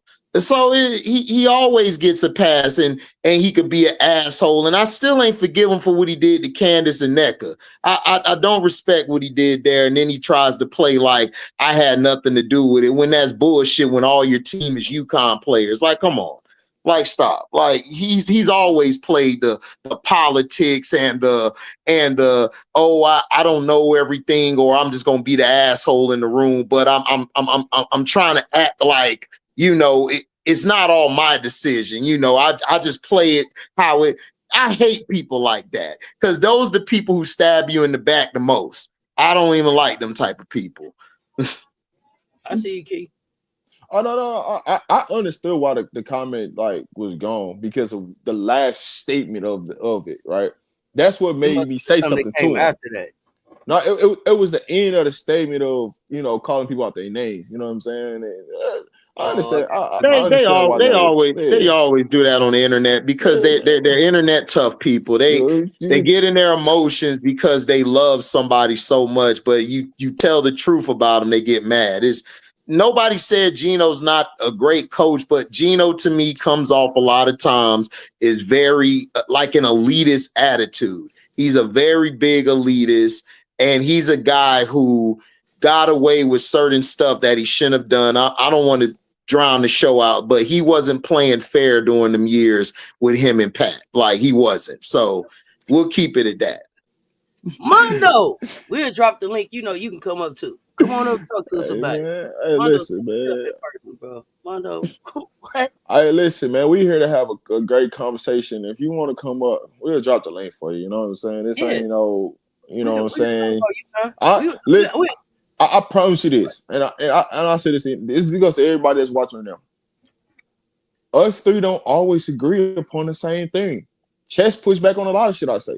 I'm gonna push back on some of the stuff she gonna say, right? It's the nature of a conversation. So if you don't agree with it, okay, it's cool. Have your opinion. But when you be disrespectful, they gonna remove you. That ain't got nothing to do with us. You know what I'm saying? We gonna let you say what you want to say. Just when you go into the disrespectful realm, if you get removed, don't blame nobody but yourself. Right. Like don't say you niggers a hypocrite. You ain't have to say that. All you had to say was that you disagree with what you said. That's it. That's all. You didn't have to. You added the extra stuff because you're looking at Gino like that's an idol. I look at Gino as he's a man. I don't praise men. I praise God. So that's two different things you're coming at. Out of your mouth, you're looking at Gino like he's on this God stature. If I see Gino in real life, I'll just walk past him because he's a man. He's just successful at being a college coach, but he's still a man at the end of the day. Like, we gotta stop. Hey, man. Hey, Dion. If you want to come up and have a conversation, dog, we can have a conversation, bro. Why do you think Nick Saban is retired from college football? Because he didn't want to deal with NIL. What are we talking about? Right. He didn't want to deal on. And also, then he made a fake claim. He made a fake claim on Dion, which was stupid. And then, Dion, we already hold on. Let me set this up. Dion, what has Nick Saban won when he didn't have the best team? Nothing. I thought we established that the revenue sharing and everything, the collectives, the NIL, and all of that was just to shake my hand legal. Everybody was shaking hands. Listen, everybody, right? Did we establish that already? If Nick Saban wasn't giving out brown envelopes and white envelopes, do you think he lands these players? I know you. He's saying he agreeing with that point that you made. He said that he not even talking. He said he ain't take time in that. He agreed with it. But no, I'm like Nick Saban. Nick Saban is what Jimbo Fisher said. He's a big spoiled crybaby brat. He got mad because he can't have the same control he used to, and he took his ball and went home. That's Nick Saban always been like that since his early days to his older days. Even at the Dolphins, the reason he left the Dolphins when he quit, he was mad because he didn't have the power and control that he would have had like he had at Alabama. It wasn't that he was crying about it. He was mad and he pouted. So he grabbed his ball and he went home. That's the type of person he is. Like, that's just who he is, you know?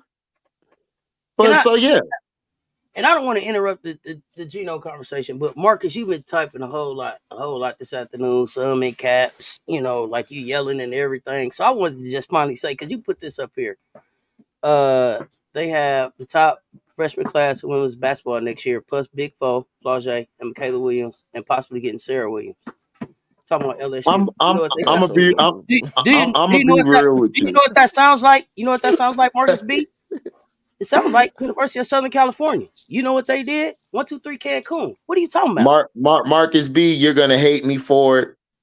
If Flage don't get better, they're in trouble. I'm just being real. And if Michaela doesn't play defense, they're in trouble. Hey man, I don't think Koval gonna save them. Hey, Foe on tour right now. What you talking about? Yeah, she on tour. Yeah, she on tour, but she better tour that butt in that gym because she was looking very, very Pillsbury-ish a lot last year in big games. So she better tour in the gym. Yep, big time. So she better tour that gym. I don't have a problem with you making your money, do your thing, but you better tour that gym when you get back because you weren't looking good in a lot of those big games. And I'll pull the film up. I got them all recorded. So if anybody want to talk about it, we can. And I'll play you everything. And y'all are not going to like what I put out there. I'm just letting you know. So let me know. Man. Okay, so the same reason Coach K, Roy Williams, Saban, they can't lie to players year after year. When they They can't. Yeah, they can't. That's why they hate Deion. Because Deion don't have to lie. He gonna tell you the straight up facts. And they don't like that. They don't like that. They thought after Shador left, they thought they were done. Nope. We got Juju. Don't worry about it. Yep. Exactly. We putting a team together. Don't worry. Right. Right. No, they're worried. No, they're worried. That's why they talking. They're worried. They know you putting the team together. They know what Deion on. You know what? Hey, listen. They know what time Deion on. Hey, listen. If you think that Don got some hate, just let Deion Sanders make it to the national championship and see what happens. You gotta protect him at all costs. I got him making the playoffs. My pre-pick. I got him in the playoffs. They're gonna make the playoffs this year. But I'm saying if they get to the national championship, if you think Don Staley hate right now, oh man, that thing gonna be a whole other level. Oh yeah, protect him at all costs. Mm-hmm. They don't like that. They don't like that at all. Trust me. He gonna have that squad ready, all levels. they finna be ready. And we still had good players that didn't even play yesterday. So you got a little education. There's players that was out that's gonna be there. So yeah, they're gonna be nice with it. But K9, come to Florida State, K9. We'll give you $2 and a biscuit. $2 and a biscuit. Damn, y'all can't listen. Y'all can't give her a raise. Y'all can't even get her a Raising Cane's deal or nothing. $2 and a biscuit. Man, I'll get her a Zaxby deal. Come on down. We'll give you a Zaxby. She didn't get no side. She didn't get no side. She didn't get no drink. Hold on, auntie. Hold on, auntie. We gonna give you a Zaxby. Zaxby's and a biscuit and $2. Y'all down there giving out them Popeyes biscuits, dry as hell. Hey, listen. Them things come in handy. We ain't got no money. Them things come in handy. We ain't got no money now.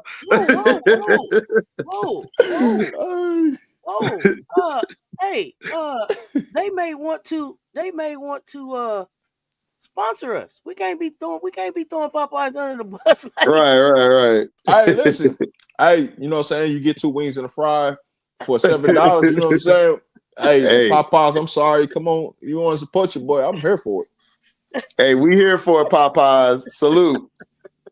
You know what I'm saying? Listen, I take the Popeyes, the dry chicken and the biscuit any day. It's good. I ain't got to pay for it. There you go. Dude, I need some of these. Y'all listen? This is just the beginning. This is just the first episode. Are y'all ready for Sundays at 3:00? Oh man, it's real. Say less, mean more. It just got real. Oh, look Hey, like listen, my magic up. Yeah. If anybody want hear about Colorado football on the platform tonight, my channel will be back live with my co-host Coach Dre, talking Colorado football tonight, recapping the spring game from yesterday. Portal news of players that just came in.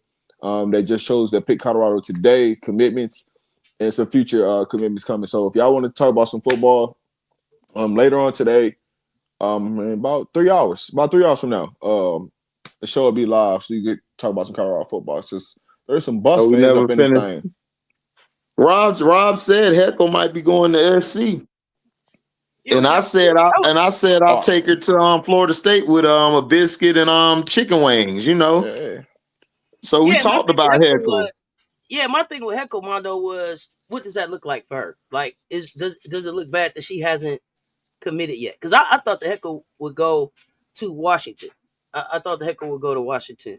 But I always look at relationships. That's what I started at first. I don't think her and Howell were cool like that. I haven't watched these kids enough to know who they played with in AAU and all of that stuff earlier in their career. Right. Like, I think Howell ends up at Washington with somebody that's coming in the freshman class that she played with before. So that works out good for her at Washington and Sellers. So I enjoy that. Hey, whatever y'all bet is in this chat, I hope y'all pay up. Who betting? Yeah. I don't know. They've been talking about this $20 for a long time. So I'm like, whatever this $20 I got going on, I hope somebody paying it up. Oh man. Yeah, you might as well go and take Marcus money if he think we worried about Raven shooting. See, Raven is a scorer. But see, it's so easy to take a shot at Raven instead of recognizing the fact that Raven is a winner. So go get your cash up out there. So man, I would take Raven over any point guard the past 3 years, man. Sorry. Hey, listen, y'all do know this is Raven last year, right? Y'all do know she got to start preparing for the draft. Y'all do know that she understands that everything that WNBA wants her to do. Y'all do know she's going to come out and show that. And she has her best friend with her this year, right? So what are we talking about? They don't know. Okay. Let me shut up. I'll say less. I'll shut up. Yes, say less, mean more. Y'all better be careful because those 3 Gamecocks that were picked late in the rounds, they might be taking a couple people jobs day one. So I'm just letting you know. So y'all better be on the lookout for them because I could see Lexi and them in Indiana and Jalen Brown getting their job taken real fast behind DeWanna Bonner. I'm just saying. Man. And I could see Fago gonna take Mercedes Russell. Come on. And then Tahina in Atlanta, that's gonna be dangerous off the bench. Hey Marcus, that was the game plan for this year. We talking about next year. Yeah. Absolutely. But I mean, I'm happy we could drop the link. We got a few minutes. You gonna come up and tell us about Raven? Let me know. Hey, listen, this goes to anybody. If y'all want to come pull up on the show, all you gotta do is say drop the link. We'll drop the link out here. You can get off whatever you need to get off. We'll let you get it off. Rob, this is my thing, right? They talk about all these scores, right? Everybody scored a basketball, right? Mm-hmm. I haven't seen a player yet who can't score do other things so far out of the past 2-3 years. Like, I ain't seen it. Like, you take away their transition, you take away their logo 3. I don't see nothing else they do. Like, there's no rebounding, there's no defense, there's no taking the challenge. I mean, I don't know. They told me a person with goggles is great, but when I saw HVL take her heart, I didn't see her do nothing else. Like, what else did she do? Like, but she can shoot, right? And the other girl can shoot, but I didn't see no defense. I didn't see no taking the challenge. I didn't see no leadership. I just saw a little puppy who got her ball taken from her. So help me out. Like, I mean, have we gotten so far in this new age where scoring is the only thing that makes you a great player now? Like, is it like, what are we doing? Like, oh man, here's the thing. It's hold on. I'm gonna kick this right to you. No, go ahead. It was HD. It was like you was in the room when me and Seth was having this conversation yesterday, but you wasn't nowhere near around. But I'm gonna get you back to Seth because we literally just talking about this last night. It was like you was there. I just wanted to, Marcus. You keep talking, Marcus. You want us to drop the link because you doing all this talking. See, this is the thing about Raven. I'm so glad you brought up that narrative of the wave off. What was Raven shooting from 3 when she got waved off? 50%. Who wouldn't take a 50% 3-point shooter on 18? Who wouldn't? She was 50% in that game. 3 or 6. Tell me about why she got waved off again. Tell me about the narrative. See, you heard somebody say something, and I can tell by the way you talking that you don't even really watch Raven. You just going off a narrative that you heard because you talked to me about her getting waved off in the game that she shot 50% from 3. That's better than that's better than most people shoot all the time. Most folks would take a person that shoot 35 from 3, 37 from 3, 40 from 3. Tahina shot 46 from 3, and that was just outstanding. 48 from 3. She was shooting 50% from. She shot 50% from 3 that game. What are you talking about, Wave? Yeah, but hold on. Time out. Hey, Marcus, I just want to know who is your team. I need to know who your team is. Put that in the chat for me. Go ahead. Yeah, but Caitlyn didn't show up in the championship game. Talk about it. Twice. So what are we talking about? Like, y'all hold up. Y'all talk about her waving somebody off. Angel put the ring finger in her face, and y'all damn near still mad about that. What are we talking about? Then South Carolina double back, and we just shut it down. What are we talking about? Like, what? Because she waved her off. Like, y'all got mad when Angel did this in her face. Y'all still mad about it. Y'all making a bunch of lowlights of Angel missing a layup because y'all are so mad because she did this to her face. But it's okay for her to wave somebody off. Didn't Raven come back and bust a couple threes in her face in the championship game? She came right back and busted a couple threes in her face. Where was the wave off then? See, I understand now. We live in a clip society, a clip. We look at a clip. She scored 30, right? But that was mainly garbage time, though. Because when Raven was guarding her, she only scored 7. And her percentage was in the 20s. Go back and watch and go look at the stats of that. Now I'm glad you said percentage. Because they like Caitlyn scored 30 in both championship games. What was her shooting percentage, though? Caitlyn came out, she got 18 right away. And then she had 12. No. What did Raven hold her to? What did Raven hold her to when Raven got to the defense? See, efficiency is the other part of the equation that y'all don't never want to talk about. Never. Y'all never want to talk about the efficiency part. Y'all always want to skip over that.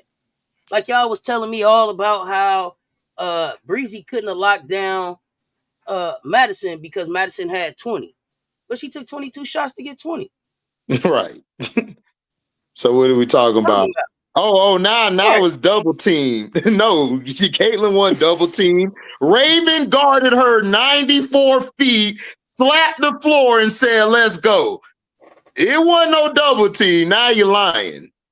That's why you did the little emoji laughing. Because you lying. What double team? Raven waved everybody off and said, "I got her." Hey, listen. Caitlyn Clark got that 30, but she still got that 0. You know what she wasn't in? She wasn't in the champion. She wasn't in the Champions commercial. She wasn't. When they say no matter what she do in life, right? When they say everybody who won a college championship stand up, she'll be sitting the rest of her life. She can't. She went in. She didn't get so now you switched it. So now you switched it to UConn. Raven can stand up twice. Now you switched it to UConn because we were destroying you on the Caitlyn argument. So now you went to the UConn game. But HD, you missed the point. You missed it. He is a UConn and an LSU fan. Oh, okay. It makes sense. Because on my panel facts being thrown out. On my panel on Mondays, I got 2 LSU people on there. Like they hate on SC all the time. I had to get on them about Bree Hall because they was dissing Bree Hall. And I'm like, yo, don't get mad because Bree Hall locked down your favorite player, Michaela. Don't get mad because Flaw J got locked down too. It's not my fault you get locked down. Like, you gotta listen. This is why I like Kobe Bryant, right? Kobe Bryant can go 1 for 9, right? But then he'll counter you and go 3 for 4. He'll have other things to do to go get a rebound. He'll defend you. He'll pass the ball. See, all of these players, Rob, have just taken after what he does on offense. They don't look at the other parts that made him Kobe Bryant. Nope. That's the problem with these kids today. They see Kobe and Mike. They just look at the scoring. They just look at the scoring, but they don't look at the defense, the sacrificing, the passing, the rebounding, the always switching on players, the mentality to win. See, that's a difference. A lot of these scorers putting up these 30s and 40s, they ain't got that mentality when somebody actually put that elbow on their back and tell them, now what, do something. They can't do it. They can't. They can't do it. We was just having this conversation because it was like, because I asked the question, I said, what makes a great player, right? Because if I'm listening to y'all, what makes a great player, all y'all know is score, right? But if you actually play a lick of defense, they can't do it. They can't move them puppies. Can't do it. And so what we can't do it. But can't do it. Hey, Dion, Marcus said he's an LSU and a UConn fan. I'm not saying you was. That's what Marcus said. That's what he put in the chat. Right. I go with the facts that's been thrown in the chat. What he's saying. So you know. I get it. No, but that's what I'm saying. Like that's the thing I'm saying is that scoring, I always was taught growing up. Everybody can score, everybody can shoot, but I need you to defend. I need you to block shots. I need you to rebound. I need you to do the dirty stuff for us to win the game, and nobody does that. Everybody wants this person who shoot these logo threes or shoot these threes all day and shoot these little shots. That's cool and all, but when the fourth quarter come, why they ain't making them same shots? Hey man, we just jumping all over the place. We listen. Now we into the WNBA, man. Hey man, make up your mind. Pick a lane. Like, what we doing? Let me just say this about Caitlin Clark, and that's fine. If you want to come in here and celebrate the records that Caitlin set, that's fine. Let's celebrate them. For assists, yes. Don't forget about them turnovers, Dion. Okay, make sure that we celebrate all the records that got set. Now, don't be doing that. Angel reset the double record for a rookie. Yeah, let's go. She also set the record for having averaging the most rebounds in history. Oh, we forgot about that though. Say less. But we forget about that though. And also here's another stat. All the fours she played against, she held them under 30%. Their average. There you go. And but we're not gonna talk about that though. We only talk about scoring and assists. Let me go back to college hoops real quick. I'll bring it out. Yeah. No, you good. You good. Either Raven is on a loaded team or Dawn didn't have enough to win the championship. Y'all like, SC ain't nothing because they ain't got a big or we a loaded team. Y'all got to make up y'all man. Y'all can't have it both ways. Now, either we loaded or we never had a chance because we didn't have a dominant big. Man, y'all can't have it both ways, man. The narrative is crazy. Y'all move the goalposts all over the place. There's a lot of great players that don't make it to the Sweet 16. We're going to celebrate Angel Reese miss layups. I didn't bring up Angel. I didn't bring up Angel. I don't mind celebrating Angel Reese though. Angel Reese miss layups. But here's the thing. I bet you she didn't set a record in miss layups. If you could tell me that she set a record in miss layups, then we'll celebrate it. But Caitlin Clark turned the ball over so much that they changed the standard of what makes a good point guard. What makes a good point guard used to be the assist to turnover ratio. They won't even talk about her assist to turnover ratio because it's horrific. Would you like to drop the link and come up and talk to me about it? Because we can talk. And she was 40, and she was 41, and she was 41% from the field. Man, let's talk about it. So what are we talking about? She was a terrible shooter this year. If it wasn't for Kelsey Mitchell, like y'all wouldn't even be nowhere to be found. Okay. So Angel, let me get this. So Angel Reese missed all these free throws. Layups. Layups. Sorry, layups. Yeah, layups. Didn't Caitlin Clark go on a long streak for missed threes in the WNBA? Did we forget about that? They don't talk about it. Didn't she go like 1 for 10 and 2 for 12? Oh Like, man, it was terrible. Mm-hmm. Then she had one of those streaks where she was just launching threes from everywhere and she couldn't get a bucket in the first half of the WNBA. Did that just like go out of thin air? Like we just forgot about that? Okay. They do. Okay. When it comes to her, they get amnesia. That's all. Like we know what this is. This is the Rocky Balboa syndrome. We know what it is. It's the Rocky Balboa syndrome. Like everybody forgot Apollo actually won the fight, but whatever. I get it. I get the narrative about the missed layups, but Caitlin Clark missed a lot of goddamn wide open threes too. I'm talking about butt naked wide open with no defender around her. She airballed like 4 layups this past year. She airballed them. I mean, just straight up airballed them. So it's like I could make a whole low light of Caitlin Clark, and y'all would be like, "Damn, she missed it like that."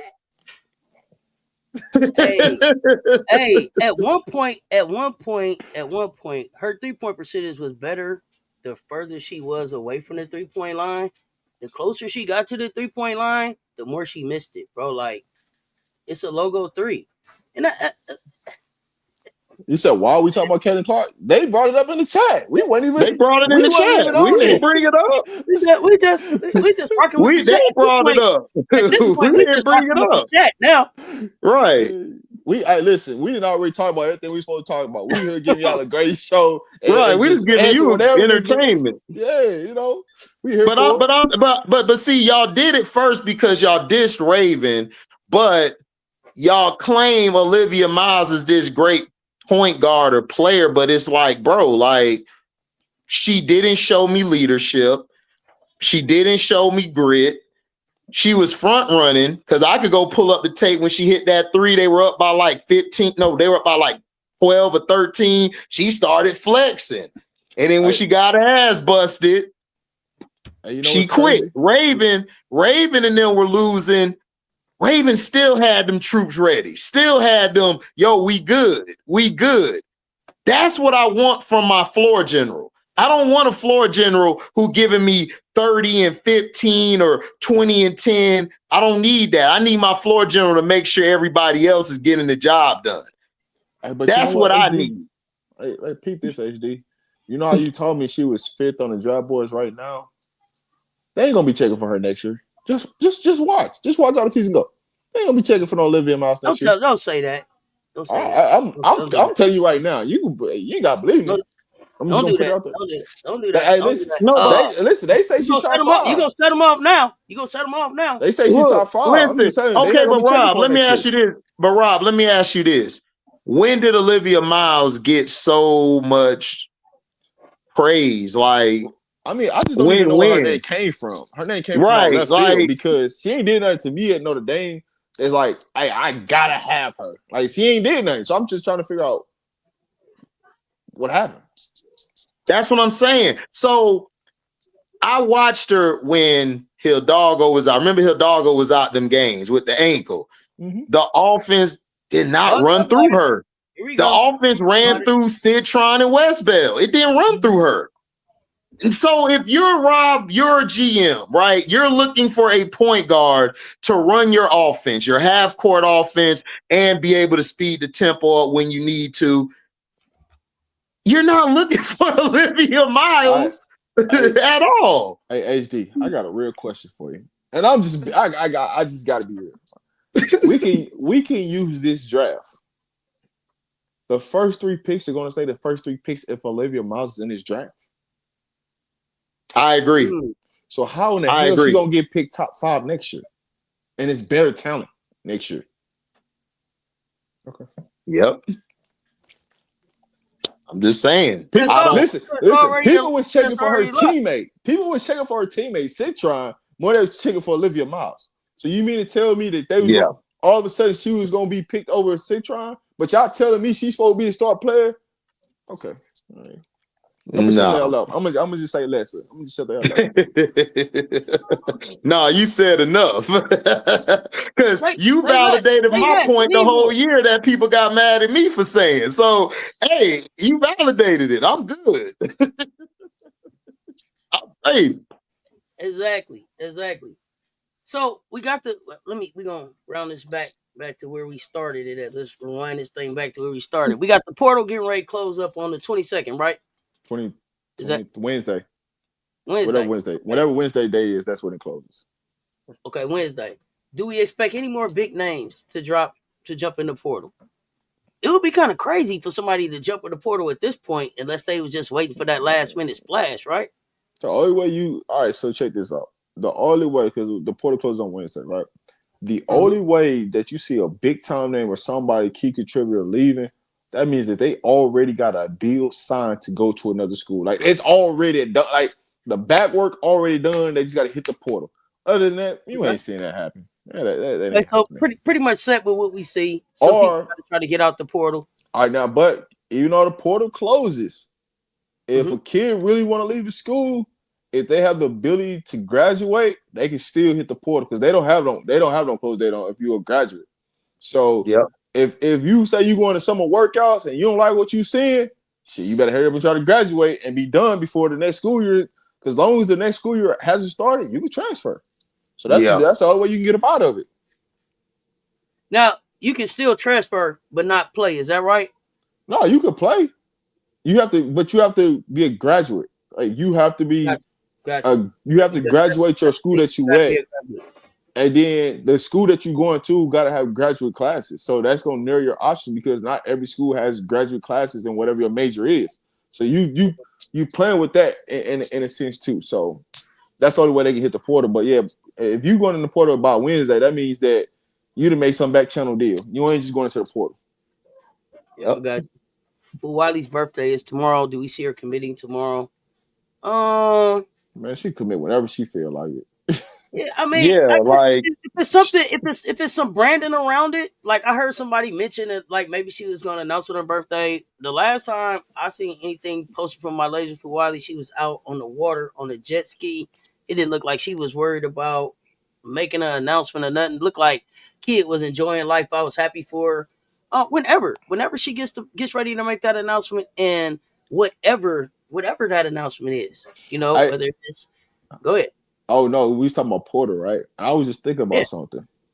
What you got? I could have had a kid change their mind yesterday.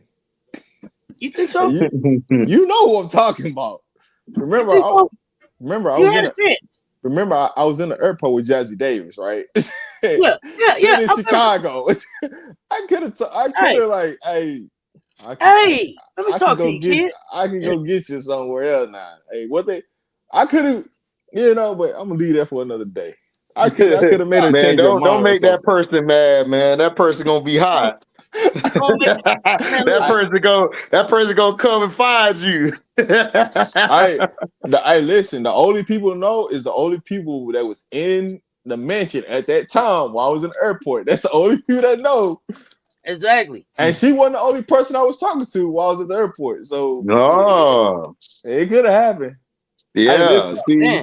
Listen, I could have got a Mike Epps to make the closure happen with you know what I'm saying. I could have made it happen. Close it out. So hey, Okai do look good in that Gamecock uniform. Yeah, damn it, Rob. Yeah, we gonna have another shot. Hey, listen, I run into people all the time, so I'm just hey man.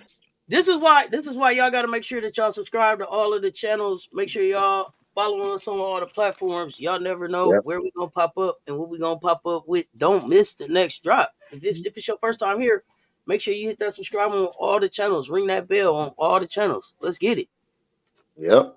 This is Sundays at 3. Say less, mean more. Yep. You see how it go? You said send her your way. I don't know about that. Damn Huskies. Damn Huskies. I had a nice little conversation, but we're gonna see after this first year in what it look like. Exactly. Yeah, exactly. I'm not sold on I'm not sold on staying that long, but I'm gonna keep that to myself.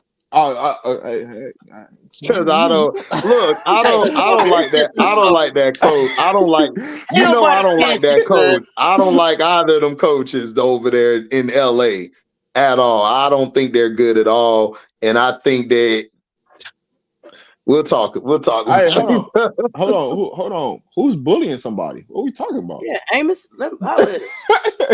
Who's bullying somebody? Let us drop the link so you can pop up and We're tell the us. podcast bullies. Are we the podcast bullies, or people know not to mess with us? Hey, listen. Hey, you said we hogging everybody. We ain't hogging nobody. Mondo. Hey, listen. When you come in here and make a statement like that, that means facts must be thrown around that you cannot combat. So you feel like we bullying you. We ain't bullying nobody. If you just want to come talk and start throwing facts around, you know what I'm saying? Amos say that's just a name I'm joking around with. Okay, cool. The podcast bully. I thought you called bully, Amos. That's why I'm like, you gotta tell me what's good. I mean, I know people on other podcasts talk, you know what I'm saying, run their mouth, but if you're ever in those realms, let them know. They could always come over here and pull up and talk to us. We ain't hard to find. They talk, Rob. They talk shit about me. They done sneak this me, all that, and I'm still making it better than them. They still mad. Man, listen. No. Oh yeah, everybody's been sneak this to me. It's funny though. Listen, I'm not even worried about them talking. If you want to have a conversation, you don't got to go run and talk to somebody else about it. Right. You could just come on over here and say so. Right. And let's have a conversation. So when the facts get thrown around, we gonna find out what it is and what it ain't. Right. Well, people get quiet when facts get thrown around. So I just want you to come on over here. Yeah, they do. Big time. Yeah, I mean, I understand. The only way you get blocked over here is for disrespect. Y'all start off saying little stuff, and then you try to get then y'all try to get slick at the end or in the next one. Here's what happens. If you want to have a conversation, I done told y'all from the gate. I'm always here for the conversation. But when but especially when I'm out, I'm minding my business on a Saturday, and I'm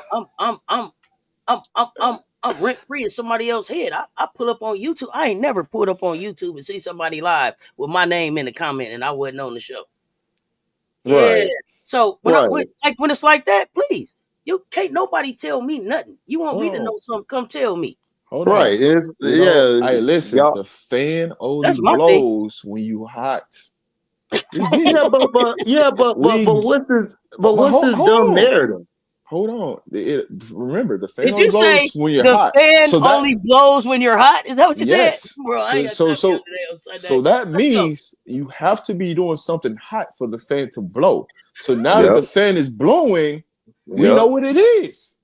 Yep. So if you want to have a conversation while the fan is hot, come on over. Pull up. Because listen. We ain't got to go talk on somebody else's platform and go back and forth. Hey, we got our own platform. We can come do that. You know what I'm saying? So if you ever feel like the fan is getting too hot, just come on over here. Pull up. Y'all know when we here. Sundays at 3, Mondays at 2, Wednesdays at 12. We pop up on each other's lives. So there's that. Yeah. So it's like, what are we doing? Let us know. I don't mind calling a special live if somebody needs to have a conversation. Rob preaching sermon. Emily. Listen, I ain't hard to find. You want that conversation with me? You can find me. I ain't hard to find. I drop a video all the time, so y'all can. I'll be honest with you. All you gotta do is type in Raw Man Media on platform. Hey, you're gonna find me. There he is. On social media. You can find me. Right? And since we told y'all that the fan only blows when it's hot, we must tell y'all that the ice only melts in the heat. So there's that. I don't know what's going on with you. He said the ice only melts in the heat. Right. Oh no, it ain't even a podcast. I'm talking about. We're not talking about a podcast. Why? What I was talking about from yesterday was somebody that was commenting in somebody else's chat. I addressed that. Yeah. Right. Yeah, no, I don't. One thing I don't do is I don't bash other content creators. Anybody out here trying to get it, I understand how hard it is to get it. Now, let me speak upon this. Listen, come on with it. Let's go. If you're a content creator, you ain't gotta hate. All you gotta do is ask. You might just get the blessings. Just ask. Hey, I'm sorry, I messed up. I should have did something different. I could have just had a conversation with you and it could have got solved, right? You ain't gotta go to sneak dissing. Just come back. You know what I'm saying? We know we human. Everybody make mistakes, but it's what it is. I'm gonna keep it simple for you. I ain't even gonna let you go down that rabbit hole. I'm gonna keep it simple for you. There we go. Yeah, because you know why? Say less, mean more. Say less. That's all we can do. Say less, mean more. There it is. Exactly. That's all. And we always out here. We always around. You never know where we might pop up. Listen, you don't never know where I'm at. That one thing about it. You right. Facts. That's it. So y'all, hey, this is it. Say less, mean more. This is the first episode. We appreciate y'all pulling up. Make sure y'all following us on all platforms. Rob, what else you got today? Man, listen, it's been a pleasure to be on.